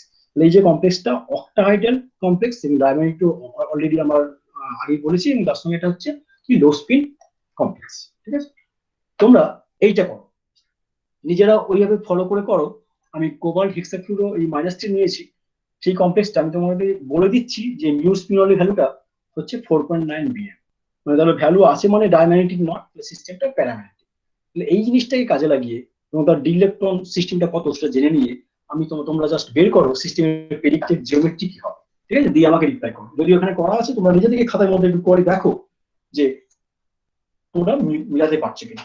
প্রথম আগে বলে নিতে হবে যে 4.9 BM আছে মানে নাম্বার অফ আনপেয়ার ইলেকট্রন, তোমাদের একটু আগে বললাম 4.9 মানেই সিস্টেমে আনপেয়ার ইলেকট্রন সংখ্যা n 4। তাহলে অবভিয়াসলি যখন মানে তুমি বের করবে তখন 4টে আনপেয়ার ইলেকট্রন নিশ্চয়ই থাকবে। তো এবার তোমরা নিজেরা দেখো। আচ্ছা, কোবাল্ট অক্সিজেন স্টেট 3 কিভাবে 3 হচ্ছে দেখো, কোবাল্ট x ধরে নাও। আচ্ছা, ফ্লুরিন হচ্ছে F হচ্ছে -1 করে, তাহলে 6, তাহলে x -6 সমান -3। তাহলে এইদিকে হচ্ছে 6টা ওইদিকে চলে যাক, তাহলে 6 - 3 সমান 3। তাহলে যে কোবাল্টটা 3, কোবাল্ট হচ্ছে 3 অক্সিজেন স্টেটে আছে, সেটা D6 সিস্টেম। এবার তোমরা নিজেরা খাতার মধ্যে একটু করে দেখো তার হাইব্রিডেশন কি হতে পারে, এবং সেখানে কিন্তু ম্যাগনেটিক ভ্যালু আমি দিয়ে দিয়েছি। সেখান থেকে একটা জিনিস বুঝতে পেরেছো, সিস্টেমটা প্যারাম্যাগনেটিক আছে, যে রেড কালার আছে, এবং সিস্টেমের আনপেয়ার ইলেকট্রন সংখ্যাটা তুমি সেখান থেকে বুঝে যাবে 4 আছে। তো ওইটাকে কাজে লাগিয়ে তুমি এবার করার চেষ্টা করো।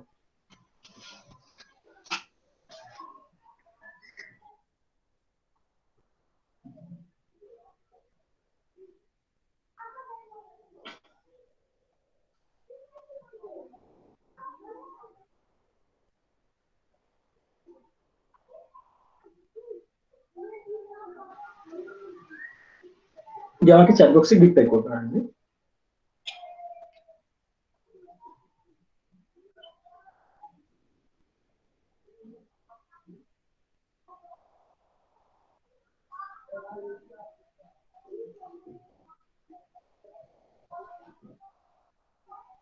সেই ঠিক আগেরটার মতো কোবাল্টের ছখানা আছে, ইলেকট্রন গুলো তুমি একটা করে প্লেস করে যাও, 1 2 3 4 5, দেন একটা ইলেকট্রন 3 ফার্স্ট চলে এলো, তাহলে চারখানা ইলেকট্রন আমি দেখতে পাচ্ছি।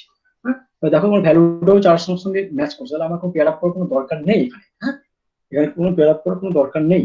এটাকে দিয়ে নিয়ে দেখো তোমার 4s টা ফাঁকা, পি ফাঁকা, দেখো তোমার এখানে ডি এর কোনো জায়গা নেই, তাহলে এখানে তোমার 4d টাকে নিয়ে আসতে হচ্ছে। তাহলে 4d কি যে নিয়ে আসো, সেখানে দেখো তোমার sp3d2 আসবে। যেহেতু আমি ওই 4d ইউজ করেছি, বাইরে ইনার ডিটা ইউজ করিনি, আউটার ডি ইউজ করেছি, সেক্ষেত্রে মনে হয় আমার অক্টাইডাল আউটার অরবিটাল হচ্ছে সম্ভবত। ঠিক আছে, এবং দেখো তোমার সিস্টেমের মধ্যে আনপেয়ার ইলেকট্রন সংখ্যা দেখো 1 2 3 4 5 অনেকগুলো আনপেয়ার আছে। সেই জন্য এই সিস্টেমটাকে বলবো আমি হাই স্পিড, লো স্পিড বলবো না, এটা হাই স্পিড অক্টাইডাল কমপ্লেক্স। তো তোমরাও নিশ্চয়ই খাতার মধ্যে দেখো, হ্যাঁ রোমা জানিয়েছে এটা sp3d2 হাইড্রেশন, তাহলে নিশ্চয়ই তাই সবার ক্ষেত্রে দেখো তাই আসবে আর কি। তাহলে ওই যে d2 আসছে ওটা কিন্তু 4d থেকে এসেছে, 3d থেকে আসে। ঠিক আছে, আর 3d আসছে তাহলে ওটা হচ্ছে d2 sp3 হবে। তাহলে অবভিয়াসলি আমার মনে হয় মানে প্রত্যেকেই দেখো এটা এসছে। হ্যাঁ, আর কয়েকটা লিখতে করো তাহলে আমি বুঝে যাবো। ওকে, মূল সংখ্যক পেয়ে গেছি, কৌশিক পেয়ে গেছি, তাহলে নিশ্চয়ই বুঝে গেছো যে তাহলে কি। আচ্ছা, একটু বলে রাখি যে তখন কিন্তু ওই আইডিয়া ছিল না যে এই ফ্লুইন এটা হচ্ছে উইক ফিল্ড লিগ্যান্ড। এখন তোমাদের কাছে এই আইডিয়া গুলো আমাদের চলে এসেছে যে ফ্লুইন হচ্ছে উইক ফিল্ড লিগ্যান্ড, তাহলে উইক ফিল্ড লিগ্যান্ড গুলো স্পিন পেয়ার করতে পারে না, সেটা ধরে নিয়ে কিন্তু আমার ম্যাগনেটিক ভ্যালু যদি না থাকে, আমার ক্ষেত্রে যদি এই ম্যাগনেটিক ভ্যালু গুলো আমি না দেই, সেক্ষেত্রে তুমি এটা কিন্তু প্যাক করে বলতে পারবে এই মুহূর্তে আর কি। যদি ক্রিস্টাল থিওরি পড়া হয়ে যাবে তখন তুমি দেখবে এই ভ্যালুটা তোমাকে লাগবেই না। হ্যাঁ, তখন তুমি নিজে থেকেই বলতে পারবে যেহেতু এটা উইক ফিল্ড লিগ্যান্ড, সেক্ষেত্রে এরা স্পিনকে পেয়ার করতে পারে না। যদি স্ট্রং ফিল্ড লিগ্যান্ড হতো, সেক্ষেত্রে এই আনপেয়ার স্পিন গুলোকে পেয়ার করে নিয়ে ও রিঅ্যাকশন করতো। ঠিক আছে, তো এই মুহূর্তে আমার যেহেতু আমার আমি ধরে নিচ্ছি যে আমার কাছে লিগ্যান্ড ফিল্ড অর্ডারটা আমাকে জানা নেই, সেখানে এই জন্য আমাকে ম্যাগনেটিক ভ্যালু দেখে আমাকে করতে হবে। ঠিক আছে, আচ্ছা সন্দন বলছে এসপি ডি2। ঠিক আছে, তাহলে তারা মোটামুটি এটা বুঝতে পেরেছো আশা করছি। ঠিক আছে, তো সিমিলারলি কোয়েশ্চেন নাম্বার 4 এ চলে আসছি। আমি 6 এ ছিলাম, 4 এ চলে আসছি। 4 এ এই সিম্পল একটা কমপ্লেক্স দিয়েছি নিকেল সিও হোল 4, যেখানে হচ্ছে নিকেল 0 স্টেটে আছে, নিকেল +2 হচ্ছে D8 সিস্টেম, তাহলে এটা D10 সিস্টেম হয়ে আছে যখন 0 স্টেটে আছে, এবং সিস্টেমটা আমি বলে দিচ্ছি এটা ডায়াম্যাগনেটিক। ঠিক আছে, এবং দেখো তাহলে নিকেলটা কেমন করে আছে 0 স্টেটে, তাহলে 10 খানা ইলেকট্রন সবগুলো দেখো 5টা অরবিটালে পেয়ার আপ করে আছে, আর কোনো জায়গা নেই। এবং দেখো তাহলে এসটা ফাঁকা আছে, 3টে পি ফাঁকা আছে, তাহলে ওই সিও লিগান গুলো ওই একটা এসে আর পিতে গিয়ে তাহলে sp3 হাইড্রেশন কোনো অপশনই নেই। হ্যাঁ, sp3 হাইড্রেশন করবে। দেখো প্রত্যেকটা ইলেকট্রন দেখো আনপেয়ার স্টেটে নেই, সবগুলো পেয়ার আপ করে আছে, তাহলে সিস্টেমটা ডায়াম্যাগনেটিক কমপ্লেক্স। তাহলে টেট্রাহেড্রাল কমপ্লেক্স ডায়াম্যাগনেটিক। কিন্তু এরকম খুব কম থাকে, মানে টেট্রাহেড্রাল কমপ্লেক্স যে এটা লো স্পিন, অবশ্য দেখো তোমার হাইস্ট নাম্বার আনপেয়ার নেই, লোয়েস্ট নাম্বার আনপেয়ার আছে। আর টেট্রাহেড্রাল কমপ্লেক্স না, লোয়েস্ট নাম্বার আনপেয়ার ইলেকট্রন মানে লো স্পিন খুব কমই হয়, সেটা কিন্তু এটা একটা এক্সাম্পল। ম্যাক্সিমাম টেট্রাহেড্রাল কমপ্লেক্স গুলো হাই স্পিন হয়। ঠিক আছে, তো তুই এটা এই মুহূর্তে তখন কেউ জানাচ্ছিল না। আচ্ছা, তোমরা এইটা করে নিকেল সিও হোল 4 - 2, আগেরটা দেখো নিকেল সিও ছিল, এটা ক্লোরিন নিয়েছি, চার্জটা হচ্ছে -2 দিয়েছি। এটা তোমরা একটু ট্রাই করে দেখো যে হাইব্রিডেশনটা কি হচ্ছে। আমি তোমাকে বলেও দিচ্ছি যে এই কমপ্লেক্সে তার ডাটাটা হচ্ছে কি না, নিউ স্পিনল হচ্ছে 2.83। 2.83 মানে সিস্টেমের মধ্যে আনপেয়ার সংখ্যা 2 আছে প্যারামেট্রিক। তাহলে এটা ধরে নিয়ে তুমি এটাকে কাউন্ট করার চেষ্টা করো। ঠিক আছে, আর দেখো নিকেলের অক্সিজেন স্টেটটা লাগবে তোমার, কারণ এখানে দেখো তোমার নিকেলটা 0 নয়, +2 তে আছে, তাহলে D8 সিস্টেম। দেখো তোমার নিশ্চয়ই sp3 আসবে, দেখে নাও নিজেরা। হ্যাঁ, একটু তাড়াতাড়ি একটু দেখে নাও।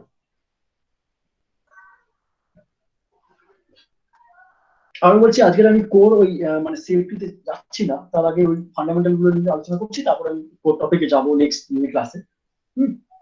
একটু সময় নিয়ে আমি করাচ্ছি আর কি। আশা করবো প্রত্যেকে যারা আসে তারা মানে প্রত্যেকটা লেকচারই ফলো করবে, তাহলে তুমি পুরো জার্নিটা থেকে তোমরা পুরোটাই শিখে যাবে। হ্যাঁ,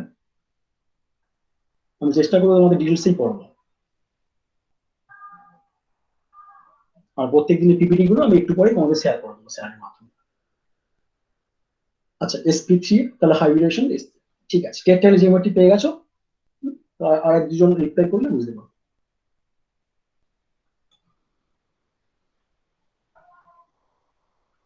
ওকে ওকে, ঠিক আছে ঠিক আছে ঠিক আছে, তাহলে এটা ধরে নিচ্ছি তুমি বুঝে গেছো। আচ্ছা, নেক্সট তোমরা এটা চেষ্টা করো, নিকেলের কমপ্লেক্স টেট্টা সায়ানো কমপ্লেক্স, আমি সায়ানাইড কমপ্লেক্স নিয়েছি, এখানে ভ্যালুটা হচ্ছে -2, মানে তার চার্জটা -2, বাইরের চার্জ -2 আছে, সেক্ষেত্রে আমি বলেও দিচ্ছি যে এটা সিস্টেমে ডায়াম্যাগনেটিক। তো এখানে একটু বলে রাখি যে সায়ানাইড দেখতে পাচ্ছ পাইসের লিগান্ড, সেক্ষেত্রে strong field ligand, C O NO plus cyanide strong field লিগান্ডের মধ্যে আছে। স্ট্রং ফিল্ড লিগান্ড গুলো কি করে না, স্পিনকে পেয়ার করতে পারে আর কি, যে আনপেয়ার ইলেকট্রন গুলো। যে সেই সময় কিন্তু এই ধারণা জানা ছিল না কোনটা স্ট্রং ফিল্ড কোনটা উইক ফিল্ড, সেই ধারণা ছিল না বলেই কিন্তু আমাকে এই ম্যাগনেটিক ভ্যালু গুলোকে কাজে লাগিয়ে আমাকে স্ট্রাকচারটা করতে হবে। এখন তুমি যদি ক্রিস্টাল ফিল্ড থিওরি পড়া হয়ে যায়, তখন তুমি তোমাকে এই ভ্যালুটা না থাকলেও, মানে কোনটা ওই এই ভ্যালু গুলো না থাকলেও তুমি কিন্তু বের করতে পারবে হাইব্রিডেশন কি, কেন তুমি তখন বুঝে যাবে যে সায়ানাইড মাইনাস যে স্ট্রং ফিল্ড লিগান্ড তার এবিলিটি আছে স্পিনকে পেয়ার আপ করা। ঠিক আছে, এই মুহূর্তে তুমি মানে ধরে নাও তুমি জানো না, শুধুমাত্র তোমাকে কাছে এইটা জানা আছে কোনটা না সিস্টেমটা ডায়াম্যাগনেটিক, তার মানে কোনো রকম আনপেয়ার নেই। তো ওইটাকে কাজে লাগিয়ে তুমি হাইব্রিডেশনটা করার চেষ্টা করো, দেখবে তোমার মিলে যাবে। দেখো DSP2 আসছে কিনা আমাকে রিপ্লাই করে রাখো। তাহলে কোয়েশ্চেন নাম্বার 4 এ আমি কিন্তু দুখানা জিওমেট্রি পেয়ে গেলাম, একটা হচ্ছে টেট্রাহেড্রন আর একটা হচ্ছে স্কয়ার পেয়ে যাবো এটা যেগুলো। তো তোমরা একটু ট্রাই করে দেখো হচ্ছে কিনা। মানে ভিভিটিটা একটু মনে হলো জানা দরকার, হ্যাঁ, কারণ এই পরবর্তীকালে যখন আমি কিছু কোশ্চেন আনসার করাবো তখন ভিভিটির সঙ্গে সেটটিকেও ম্যাচ করাবো, তাহলে মনে হয় বেটার, মানে কোশ্চেন আনসার গুলো ভালোভাবে তুমি অ্যান্সার করতে পারবে আর কি। হ্যাঁ?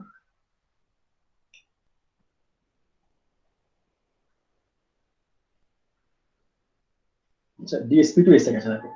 আচ্ছা, কৌশিক,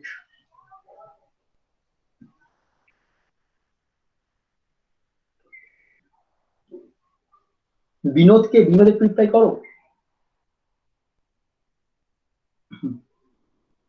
আচ্ছা, DSP2 আসবে, ঠিক আছে। তাহলে তাহলে আমি জিওমেট্রি পেয়ে গেলাম, স্কয়ার প্ল্যানার পেয়ে গেছি, এবং দেখো এখানে তোমার সিস্টেমটা সবগুলো স্পিন কিন্তু পেয়ার আপ করে আছে, কোনো আনপেয়ার ইলেকট্রন নেই সিস্টেম। হ্যাঁ, তাহলে হচ্ছে এই সিস্টেমটাকে বলতে পারি লো স্পিন। আর একটু বলে রাখি যে স্কয়ার প্ল্যানার কমপ্লেক্স ম্যাক্সিমাম ক্ষেত্রে 99% হচ্ছে কি হয় না, লো স্পিন কমপ্লেক্স ফর্মেশন করে। ঠিক আছে, ওকে। আচ্ছা, আমি নেক্সট যাচ্ছি এইটা প্ল্যাটিনামের ক্ষেত্রে।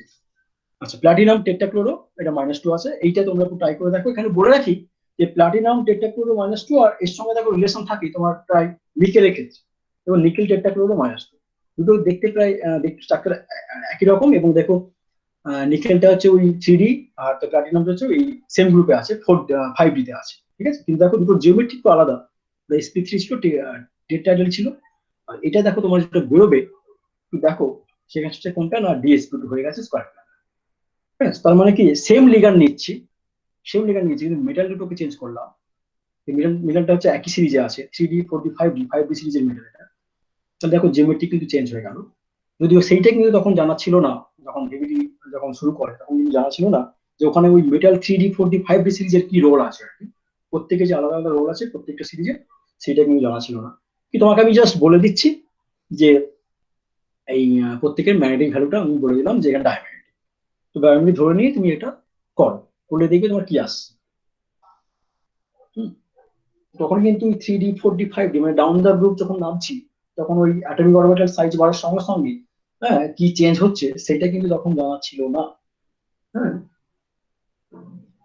তোমাকে তাই জন্য ম্যাগনেটিক ভ্যালু আমি তোমাকে বলে দিচ্ছি, সেখান থেকে তুমি দেখো যে তাদের করসপন্ডিং হাইব্রিডেশন কি হচ্ছে।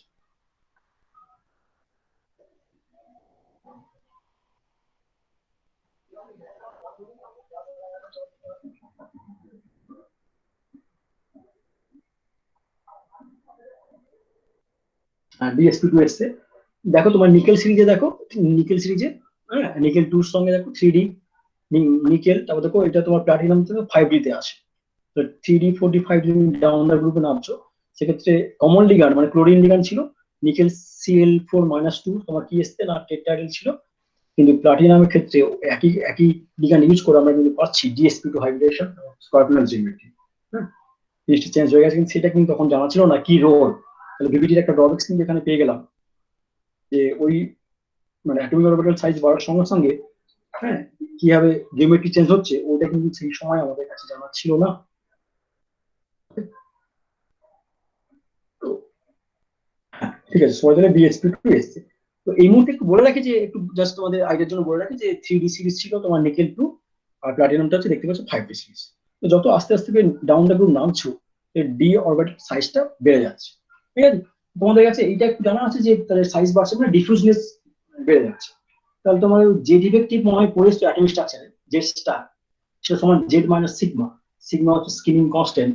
যত তোমার ডিফিউজনেস বাড়বে তাহলে স্ক্রিনিং কনস্ট্যান্টের মানটা কি হচ্ছে ওখানে কমে যাচ্ছে। তাহলে জেড মাইনাস সিগমা ওই ভ্যালুটার মধ্যে জেড স্টারের ভ্যালুটা বেড়ে যাচ্ছে। তো ডাউন দ্য গ্রুপ যত যাচ্ছে তখন ইনক্রিজিং অ্যাটমিক নাম্বার ইনক্রিজিং হচ্ছে ডিফিউজনেস সিস্টেমের এফেক্টিভ নিউক্লিয়ার চার্জ মানে জে স্টারটা বেড়ে যাচ্ছে। জে স্টার বেড়ে যাচ্ছে মানে ওই ও হচ্ছে কি হবে, ইলেকট্রন উইথড্রয়িং পাওয়ার, ইলেকট্রন গুলো বহিঃস্থকৃতিক ইলেকট্রন গুলো উইথড্র করে হচ্ছে ও স্পিনটা পেয়ার আপ করতে পারে। স্পিনকে পেয়ার আপ করলে ওটা দেখবে তোমার ডিএসপি ভাইব্রেশন চলে আসছে। এটা জাস্ট একটু হালকা করে তোমাকে জানিয়ে রাখলাম আর কি। তখন কিন্তু এই ধারণা তখন ছিল না, হ্যাঁ, যে জেড ইফেক্টিভ একটা রোল আছে সেই ধারণা কিন্তু তখন ছিল না। আচ্ছা, এবার একটা বিগ কনফিউশন চলে এলো, সেটা হচ্ছে নেক্সট কমপ্লেক্সটাকে ফোকাস করো। হ্যাঁ ঠিক আছে, জেস্ট কমপ্লেক্সটাকে ফোকাস করো। এটা দিয়েছে কপার টেট্রামিন কমপ্লেক্স। একটু আগে তোমাদের বলেছিলাম তোমরা যে প্র্যাকটিক্যাল কেমিস্ট্রি করেছিলে আয়রন আর কপার সেপারেট করতে গিয়ে যে 1:1 এমন ধরো সঙ্গে সঙ্গে দেখবে তোমার একটা পিপিটি করেছিল আর ফিল্টার করে দেখবে খুব ডিপ ব্লু একটা সলিউশন পেয়েছিলে। ওই ডিপ ব্লু সলিউশনটা কিছু নয়, জাস্ট কপার টেট্রামিন কমপ্লেক্স। এত সুন্দর দেখতে কালারটা, হ্যাঁ সুন্দর একটা কালার।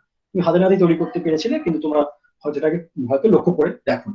ওই টেট্রামিন কমপ্লেক্স তার স্ট্রাকচারটা অ্যাকচুয়ালি কি সেটা নিয়ে একটা বড় কনফিউশন আছে। সেটা কি যদি ভিভিডি থেকে আমি দেখতে চাই, একটা বড় কনফিউশন আমরা পেয়ে যাবো। কি দেখতে, দেখো এখানে যেহেতু 4খানা লিগ্যান্ড আছে তাহলে কোঅর্ডিনেশন নাম্বার 4, তাহলে কোঅর্ডিনেশন নাম্বার 4 যদি চলে আসে সেক্ষেত্রে আমার 2খানা পসিবল জিওমেট্রি হতে পারে। একটা হচ্ছে sp3 হাইব্রিডেশন হতে পারে, টেট্রাহেড্রাল, একটা dsp2 মানে স্কয়ার হতে পারে। তো যদি sp3 হাইব্রিডেশন হয় সেক্ষেত্রে দেখো আমার ডি তে এই 9 মানে কপার +2 হচ্ছে d9 সিস্টেম, তো d9 রেখে দাও, দেখো 4s 4p ফাঁকা, তাহলে ডি তে একটা আনপেয়ার আছে এবং দাদা sp3 হয়ে যাচ্ছে। আর যদি dsp2 হতে হয় তাহলে ডি কে ইউজ করতে হবে, তাহলে এই আনপেয়ার ইলেকট্রনটা কোথায় যাবে? ডি কে যদি dsp2 হয় তাহলে আনপেয়ার ইলেকট্রনটা কোথায় যাবে না, যার কোনো জায়গা নেই, সে মুভ করে চলে যাবে কোথায়, যেমন পি তে চলে এসেছে পিজেড, পিজেড এর একটা ফাঁকা dsp2, তাহলে পি এর দেখো একটা ফাঁকা পিজে, তাহলে পিজেড এ চলে এলো। সেখানে যখন নাম্বার অফ আনপেয়ার ইলেকট্রন 1, তাহলে এখানেও আনপেয়ার ইলেকট্রন 1, এখানেও আনপেয়ার ইলেকট্রন 1, তাহলে ম্যাগনেটিক ভ্যালু এখানেও যা পাবে এখানেও তা পাবে এবং সিস্টেম দুটো সিস্টেমই হচ্ছে প্যারাম্যাগনেটিক। তাহলে কোন স্ট্রাকচারটা আমি ঠিক বলে আমি ধরে নেবো। তাহলে কনফিউশন একটু চলে এসছে। এবার দেখো তোমার এখানে লক্ষ্য করে দেখো যে একটা আনপেয়ার ইলেকট্রন কোথায় আছে না, দেখো হাই মানে ওই তোমার 4p জেডে আছে, ভাবো তাহলে হাই এনার্জিতে আছে। হ্যাঁ, যেমন atomic orbital principal quantum number যদি বেড়ে যাবে with increasing principal quantum number system এনার্জির মানটা বেড়ে যায়। তাহলে হাই এনার্জিতে ইনভেস্ট করছে মানে এই ইলেকট্রনটা সহজেই সিস্টেম থেকে বেরিয়ে যেতে পারে। তাহলে এই কমপ্লেক্সটা সহজেই যদি dsp2 হাইব্রিডেশন হয় এই সিস্টেমটা সহজেই কি হবে, সেলফ অক্সিডাইজ হয়ে যাওয়ার সম্ভাবনা আছে। দেখো এই সিস্টেমটা হয়তো সেলফ অক্সিডেশন হতে পারতো কিন্তু এই রিঅ্যাকশনটা কিন্তু হয় না। এটা পরবর্তীকালে ইপিআর মানে ইলেকট্রন প্যারাম্যাগনেটিক রেজোনেন্স বলে একটা কথা আছে, তোমার এমএসসি দিকে পড়বে, ওখান থেকে জানা গেছে যে কপারের টেট্রামিন কমপ্লেক্স অক্সিডেশনটা হয় না, ডি মানে +2 তে থাকে, হাইলি স্টেবল কমপ্লেক্স, যেটা ইন্ডিকেট করছে এই কমপ্লেক্স তাহলে এই এটার সঙ্গে দেখো দুটো আলাদা হয়ে গেছে, মানে এই দুটোর মধ্যে কন্ট্রাডিক্ট করছে, মানে এই অবস্থায় থাকতে পারে না। আবার ক্রিস্টাল স্ট্রাকচার বলছে না কমপ্লেক্সটা কিন্তু dsp2 হাইব্রিডেশন মানে স্কয়ার কোনার জিওমেট্রি।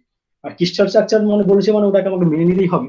ধরো তোমাকে খাদ্য লবণ, তুমি যে লবণটা খাচ্ছ তাকে যদি বলা হয় তার স্ট্রাকচার কেমন, তুমি খালি চোখে দেখছো সেটা তো হবে না, তুমি জাস্ট এক্সরে করবে, এক্সরে করে দেখবে যে সেটা কেমন করে দেখতে, হেক্সাগোনাল ফেস গুলো কি কি আছে, তাহলে হেক্সাগোনাল স্ট্রাকচার তুমি জানো আর কি। তাহলে এক্সরে না করলে কিন্তু বুঝতে পারবে না একটা সিস্টেম ক্ষুদ্র ক্ষুদ্র যে ক্রিস্টাল গুলো বা থাকে তার অ্যাকচুয়ালি দেখতে কেমন সেটা এক্সরে ছাড়া কিন্তু বুঝতে পারবে না।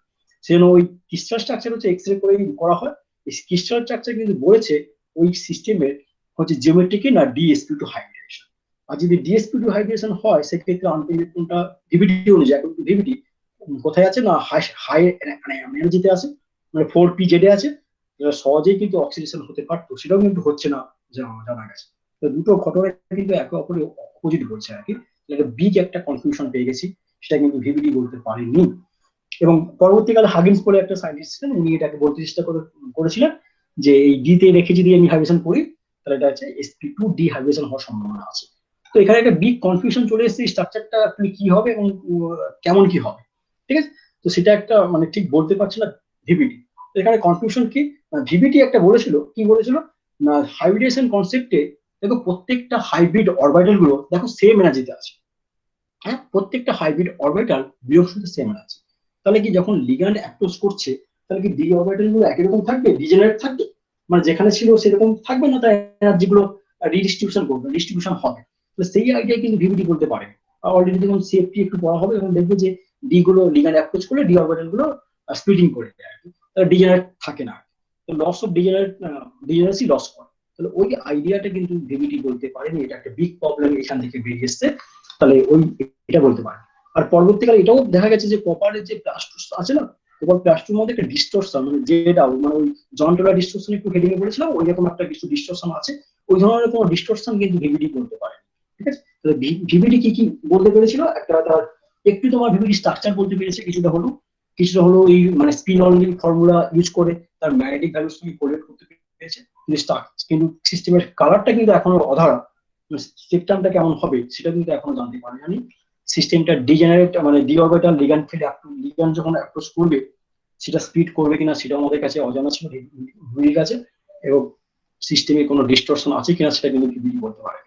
তাহলে এই সমস্ত গুলো নিয়ে একটা আমি সামারি করেছি। সামারি থেকে অনার থিওরি কি কি সাকসেস, অনার থিওরি সাকসেস হচ্ছে কোটেশন নাম্বারটা বলতে পেরেছিল, এবং মানে প্রপার কম্পোজিশন কাস্টম স্ট্রাকচারও বলতে পেরেছিল, কিন্তু তার ম্যাগনেটিক কালারটা মানে এই দুটো ভাইটাল জিনিসটা কিন্তু বলতে পারেনি। লুইস থিওরিও তাই, শুধুমাত্র মানে ওই ডেটিভ বন্ডিং স্ট্রাকচারটা বলেছিল, আর তেমন কিছু আলোকপাত করতে পারেনি যেটা দরকার, রেড যেটা দিয়েছি। হ্যাঁ, এন বা পাউলিং থিওরিও তাই, স্টেবিলিটি ব্যাখ্যা করতে পেরেছে, কিন্তু ওই ম্যাগনেটিক ভ্যালু আর স্পেকটা কেমন ব্যাখ্যা করতে পারেনি। ভিভিডি এখানে সামহাট ওই মানে ম্যাগনেটিক ভ্যালু শুধুমাত্র স্পিন অনলি, আরো অনেক কিছু আছে ওখানে, অরবিটাল মোশন, এলএস কাপলিং আছে, সেগুলো কিন্তু আসতে পারে। এক্সাক্ট ম্যাগনেটিক ভ্যালুটা নিয়ে কিন্তু কাজ করেনি, জাস্ট ওই স্পিন অনলি নিয়ে কিছু কিছু ফান্ডামেন্টাল আইডিয়া দেওয়ার চেষ্টা করেছিল। এবং ডিজেনারেট যে হবে কি হবে না সেটা কিন্তু বলতে পারেনি, বা সিস্টেমটা ডিস্টরশন আছে কিনা সেটা বলতে পারছি না। আর একটা যে কালারটা অবভিয়াসলি তো অধারা, এখন মানে এই তিনটে কনসেপ্ট চারটে কনসেপ্টের মধ্যে কালার কেমিস্ট্রিটা মানে স্পেকট্রাম কেমন হবে কমপ্লেক্সে সেটা কিন্তু এখনো পর্যন্ত অজানা। তাহলে এই জন্য কি আমি সিএফটি পড়বো, মানে এতক্ষণ যে লেকচারটা আজকে আমি পড়ালাম সেখানে ওই সিএফটি কেন পড়বো সেটা কিন্তু এই এতটা জার্নি হয়ে গেল। তো সিএফটি থেকে কিন্তু আমি এইগুলো কি জানতে পারবো, তো সেটা যদি জানতে হয় তাহলে আমাকে নেক্সট ক্লাসগুলো অ্যাটেন্ড করতে হবে, এবং সে আমি দেখে নেবো যে সত্যিকারের স্পেকট্রাম বিহেভিয়ার মানে বলতে পারে মানে পেরেছি কিনা। আজকের দিনে আমি ওটা যাবো না, আমি আরেকটা জিনিসে যাচ্ছি এরপর, একটু আমার কাজে লাগবে। সেটা হচ্ছে কি, আমি ওই কোর টপিক এখন যাচ্ছি না, আমার নেক্সট ক্লাসটা হচ্ছে ওই সিএফটি নিয়ে ঢুকবো আমি।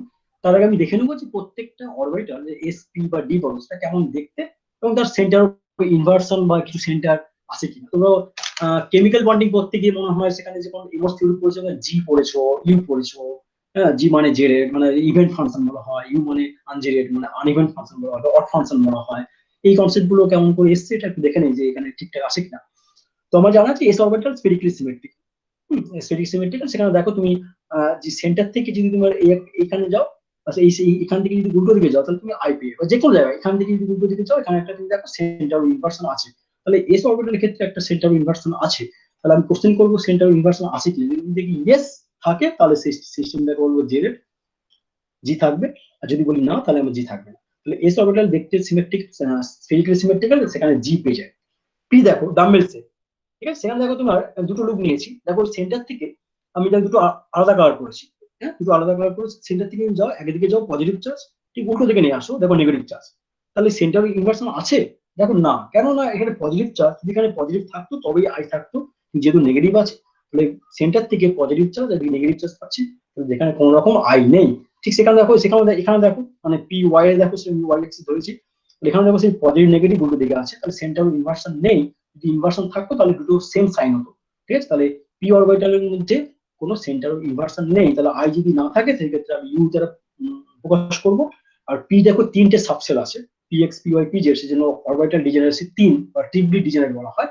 এবার চলে আসি জি এর ক্ষেত্রে, ডাবল ডাবলিন। হ্যাঁ, সবগুলো দেখতে দেখো ডাবল ডাবলিন শেপ, সেখানে দেখো লক্ষ্য করে দুটো সাইন গুলো আমি প্রত্যেকটা কালার গুলো একই রকম দিয়েছি, যেটা অপোজিট সাইডে আছে একই কালার। হ্যাঁ, আচ্ছা, সেন্টার ইনভার্সন থেকে দেখো একটা পজিটিভ চার্জ পাচ্ছি, এদিকে পজিটিভ পাচ্ছি, তাহলে আই আছে।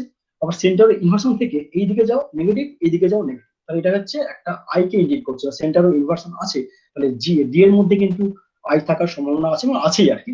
এখানে দেখো ডি জেড স্কোয়ারের ক্ষেত্রে দেখো সেন্টার থেকে তুমি যাও এই লুপে যাও, পজিটিভ লুপ একই কালার দিয়েছি, এদিকেও কালার দুটো একই, এবং দুটো দেখো পজিটিভ দিয়েছি, তার মানে এটা সেন্টার ইনভার্সন আছে। যতগুলো ডি আছে মানে d x y y z z x, এবং যেটা আছে এক্স স্কোয়ার মানে y square d J square, প্রত্যেকের মধ্যে সেন্টার ইনভার্সন আছে।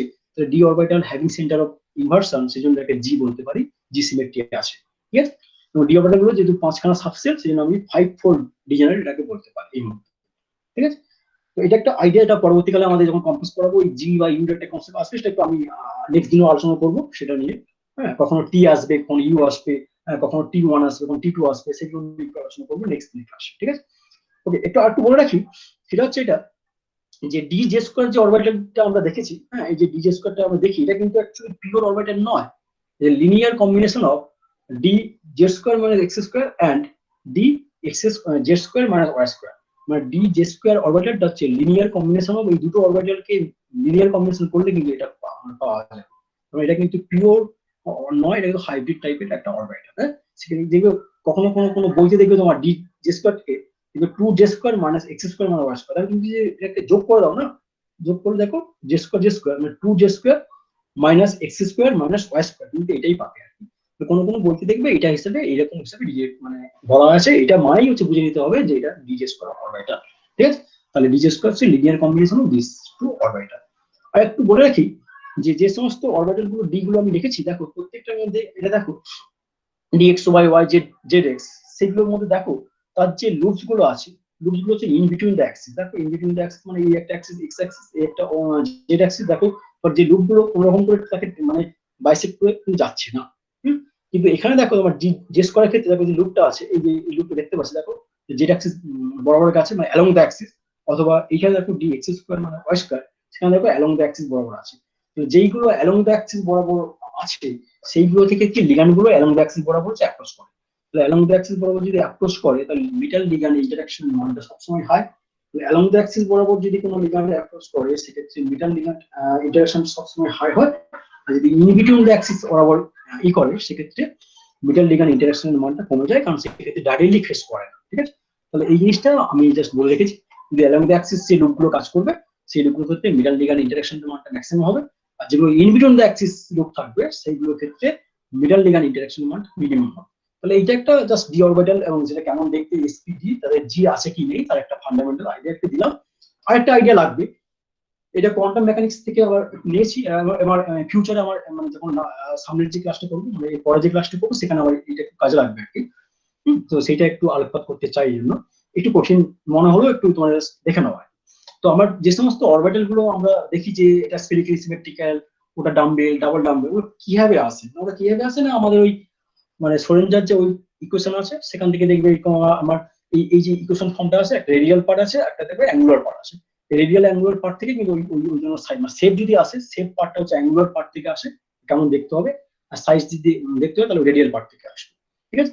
এই যে রেডিয়াল পার্ট যে আর অফ আর, এটা রেডিয়াল পার্ট ইন্ডিকেট করছে, এটা হচ্ছে তোমার dependent on the principal quantum number, এবং যে কোঅর্ডিনেট অ্যাক্সিস মানে তোমার রেডিয়াল ডিসটেন্স তার উপর ডিপেন্ড করে। এবং এই যে পার্টটা আছে, এটা অ্যাঙ্গুলার পার্ট, এই পার্টটা অ্যাঙ্গুলার পার্ট মানে থিটা ফাই যে ফাংশন আছে অ্যাঙ্গুলার, এই পার্টটা হচ্ছে এই পার্টটা হচ্ছে তোমার হচ্ছে প্রিন্সিপাল কোয়ান্টাম নাম্বার, আর হচ্ছে আর এর উপর ডিপেন্ডেন্ট নয়, ঠিক আছে। এবং এই দুটো পার্টই কিন্তু মানে দুটো পার্টি কিন্তু সেপারেটলি নর্মালাইজড, এবং তাদের প্রোডাক্টও নর্মালাইজড। দুটো পার্টি যদি প্রোডাক্ট করি সেটা নর্মালাইজড হবে, এবং দুটো পার্টি ইন্ডিভিজুয়ালি কিন্তু দুটো পার্টি হচ্ছে নর্মালাইজড। আরেকটা জিনিস বলে রাখি, কিন্তু যে সমস্ত সিমেট্রি অপারেশন গুলো করেছো, সিমেট্রি অপারেশন গুলো কি কি আছে না, সিএন এসএন, হ্যাঁ, ওই জন্য যে সিমেট্রি অপারেশন গুলো আসো, সেই সিমেট্রি অপারেশন গুলোর উপর হচ্ছে এই রেডিয়াল পার্টের কোনো ইনফ্লুয়েন্স নেই। কিন্তু এই অরবিটাল যে আমার অ্যাঙ্গুলার পার্ট আছে, ওই অ্যাঙ্গুলার পার্টের উপর সিমেট্রি অপারেশন গুলো আসে, সিএন এসএন, ওইগুলোর উপর খুব একটা ভালো একটা ইনফ্লুয়েন্স আসে। ফলে এই পার্টটা খুবই ইম্পর্টেন্ট। কোন পার্টটা? অ্যাঙ্গুলার পার্টটা, যেটা হচ্ছে একটা অরবিটাল কেমন দেখতে হবে তার শেপটাকে ইন্ডিকেট করে, সেখানে কিন্তু সিমেট্রি অপারেশনের একটা বিশাল ভূমিকা আছে। ফলে এই পার্টটাকে ভালোভাবে স্টাডি করা দরকার আমাদের, ঠিক আছে। তো এই জিনিসগুলো একটু আমাদের জেনে রাখা দরকার, সামাপ করে দেখা আছে। আচ্ছা, আরেকটা জিনিস যে এগুলো করতে গেলে আমার কিছু ফর্মুলা আমাদের দরকার হয়। হ্যাঁ, সেই ফর্মুলাগুলো হয়তো এইচএসসি তোমরা একটু দেখে রাখতে পারবে, যে জেড এইচএসসি হয়তো দেখে রেখেছো, জানি না, শুনে রাখতে পারবে জেড সমান আর কস থিটা, হ্যাঁ, এক্স সমান R sine theta cos phi, Y সমান R sine theta sine phi. এগুলো কিভাবে এসছে সেটা একটু দেখে নিই, স্ফেরিক্যাল কোঅর্ডিনেট বা দেখে নিই যে পোলার কোঅর্ডিনেট কেমন আসে। এখানে দেখো আমি দেখেছি এক্স ওয়াই জেড তিনটে অ্যাক্সিস নিয়েছি। হ্যাঁ, ওটা হচ্ছে অরিজিন থেকে একটা পয়েন্ট নিয়েছি, পিটা ফিক্সড পয়েন্ট পি। এই পি এর যে কোঅর্ডিনেট গুলো ফিক্সড, মানে plus x plus y plus z, তাহলে এই ও থেকে পি যে ডিস্টেন্সটা ফিক্সড করে দিলাম, মানে সব থেকে এটা কনস্ট্যান্ট করে দিলাম। এবং যে থিটা যে অ্যাঙ্গেলটা আছে, থিটা অ্যাঙ্গেলটা হচ্ছে ওপি যে যে ধরেছি যে রেডিয়াল ডিসটেন্স তার সঙ্গে জেড অ্যাক্সিস সঙ্গে থিটা অ্যাঙ্গেলে আছে। এবং ফাই অ্যাঙ্গেলটা কোনটা? ফাই অ্যাঙ্গেল হচ্ছে এই যে প্রজেকশন, মানে ওপি যে প্রজেকশন হচ্ছে এইটা, সেই প্রজেকশনের সঙ্গে এই প্রজেকশনের সঙ্গে ওয়াই এক্স অ্যাক্সিস বরাবর এক্স এক্স ওয়াই প্লেনে ফাই অ্যাঙ্গেল করে আছে। তাহলে এই প্রজেকশন, টোটাল যে প্রজেকশন থেকে আমরা মোটামুটি ভাবে যদি পাই, এই জেডটা জেড সমান লিখতে পারি আর কস থিটা। আচ্ছা, ওয়াই সমান লিখতে পারি হচ্ছে ওয়াই সমান লিখতে পারি R sine theta cos sine phi, X সমান লিখতে পারি হচ্ছে R sine theta cos phi. ঠিক আছে, তো এই থিটার ফাই অ্যাঙ্গেল গুলো যদি ভ্যারি করে দেখো তাহলে প্রত্যেকটা অরবিটাল শেপ গুলো কিন্তু এই অ্যাকর্ডিং ইকুয়েশন গুলোই চেঞ্জ হয়। ঠিক আছে, তো আমি একটু বলবো তোমরা এই যারা আছো শুধুমাত্র এটা কাজে লাগবে, এইটা একটু লেখা খাতায়, মানে এটা লিখতে হবে না, আমি পিপিটি পাঠাবো, শুধুমাত্র এইটা এই মুহূর্তে কাজে লাগবে, শুধুমাত্র এই যে এক্সটা মানে এইগুলো সময় লিখতে হবে না। আচ্ছা, এখানে বলে রাখছি এক্স ওয়াই জেডটা কার্টেসিয়ান কোঅর্ডিনেট আর থিটা ফাইটা হচ্ছে পোলার কোঅর্ডিনেট। তাহলে পোলার থেকে কার্টেসিয়ানের মধ্যে, কার্টেসিয়ান কোঅর্ডিনেটগুলোর মধ্যে কি রিলেশন, সেই রিলেশনটা এখানে দেখানো হচ্ছে। তো তোমরা খাতার মধ্যে না শুধুমাত্র এইটুকু লিখে নাও যে এক্স ওয়াই জেড এর সঙ্গে এই যে পোলার মানে কার্টেসিয়ানের সঙ্গে তোমার ওই পোলার কোঅর্ডিনেট তাদের মধ্যে কি রিলেশন আছে এটা একটু লেখা। ঠিক আছে, ফলে আমাকে একটু বলবে, আমার একটু কাজে লাগবে। এইটা আমি যখন সেফটি, যখন আমি ক্রিস্টাল ফিল্ড থিওরি যখন ওই স্প্লিটিং গুলো করাবো না, তখন ওই এনার্জি ক্যালকুলেশন করাবো, তখন আমার এইগুলো একটু কাজে লাগবে, সেই জন্য একটু ঝালিয়ে নেবো আর কি। একটু একটু একটু একটু কঠিন মনে হতে পারে, কোয়ান্টাম মেকানিক্স তো।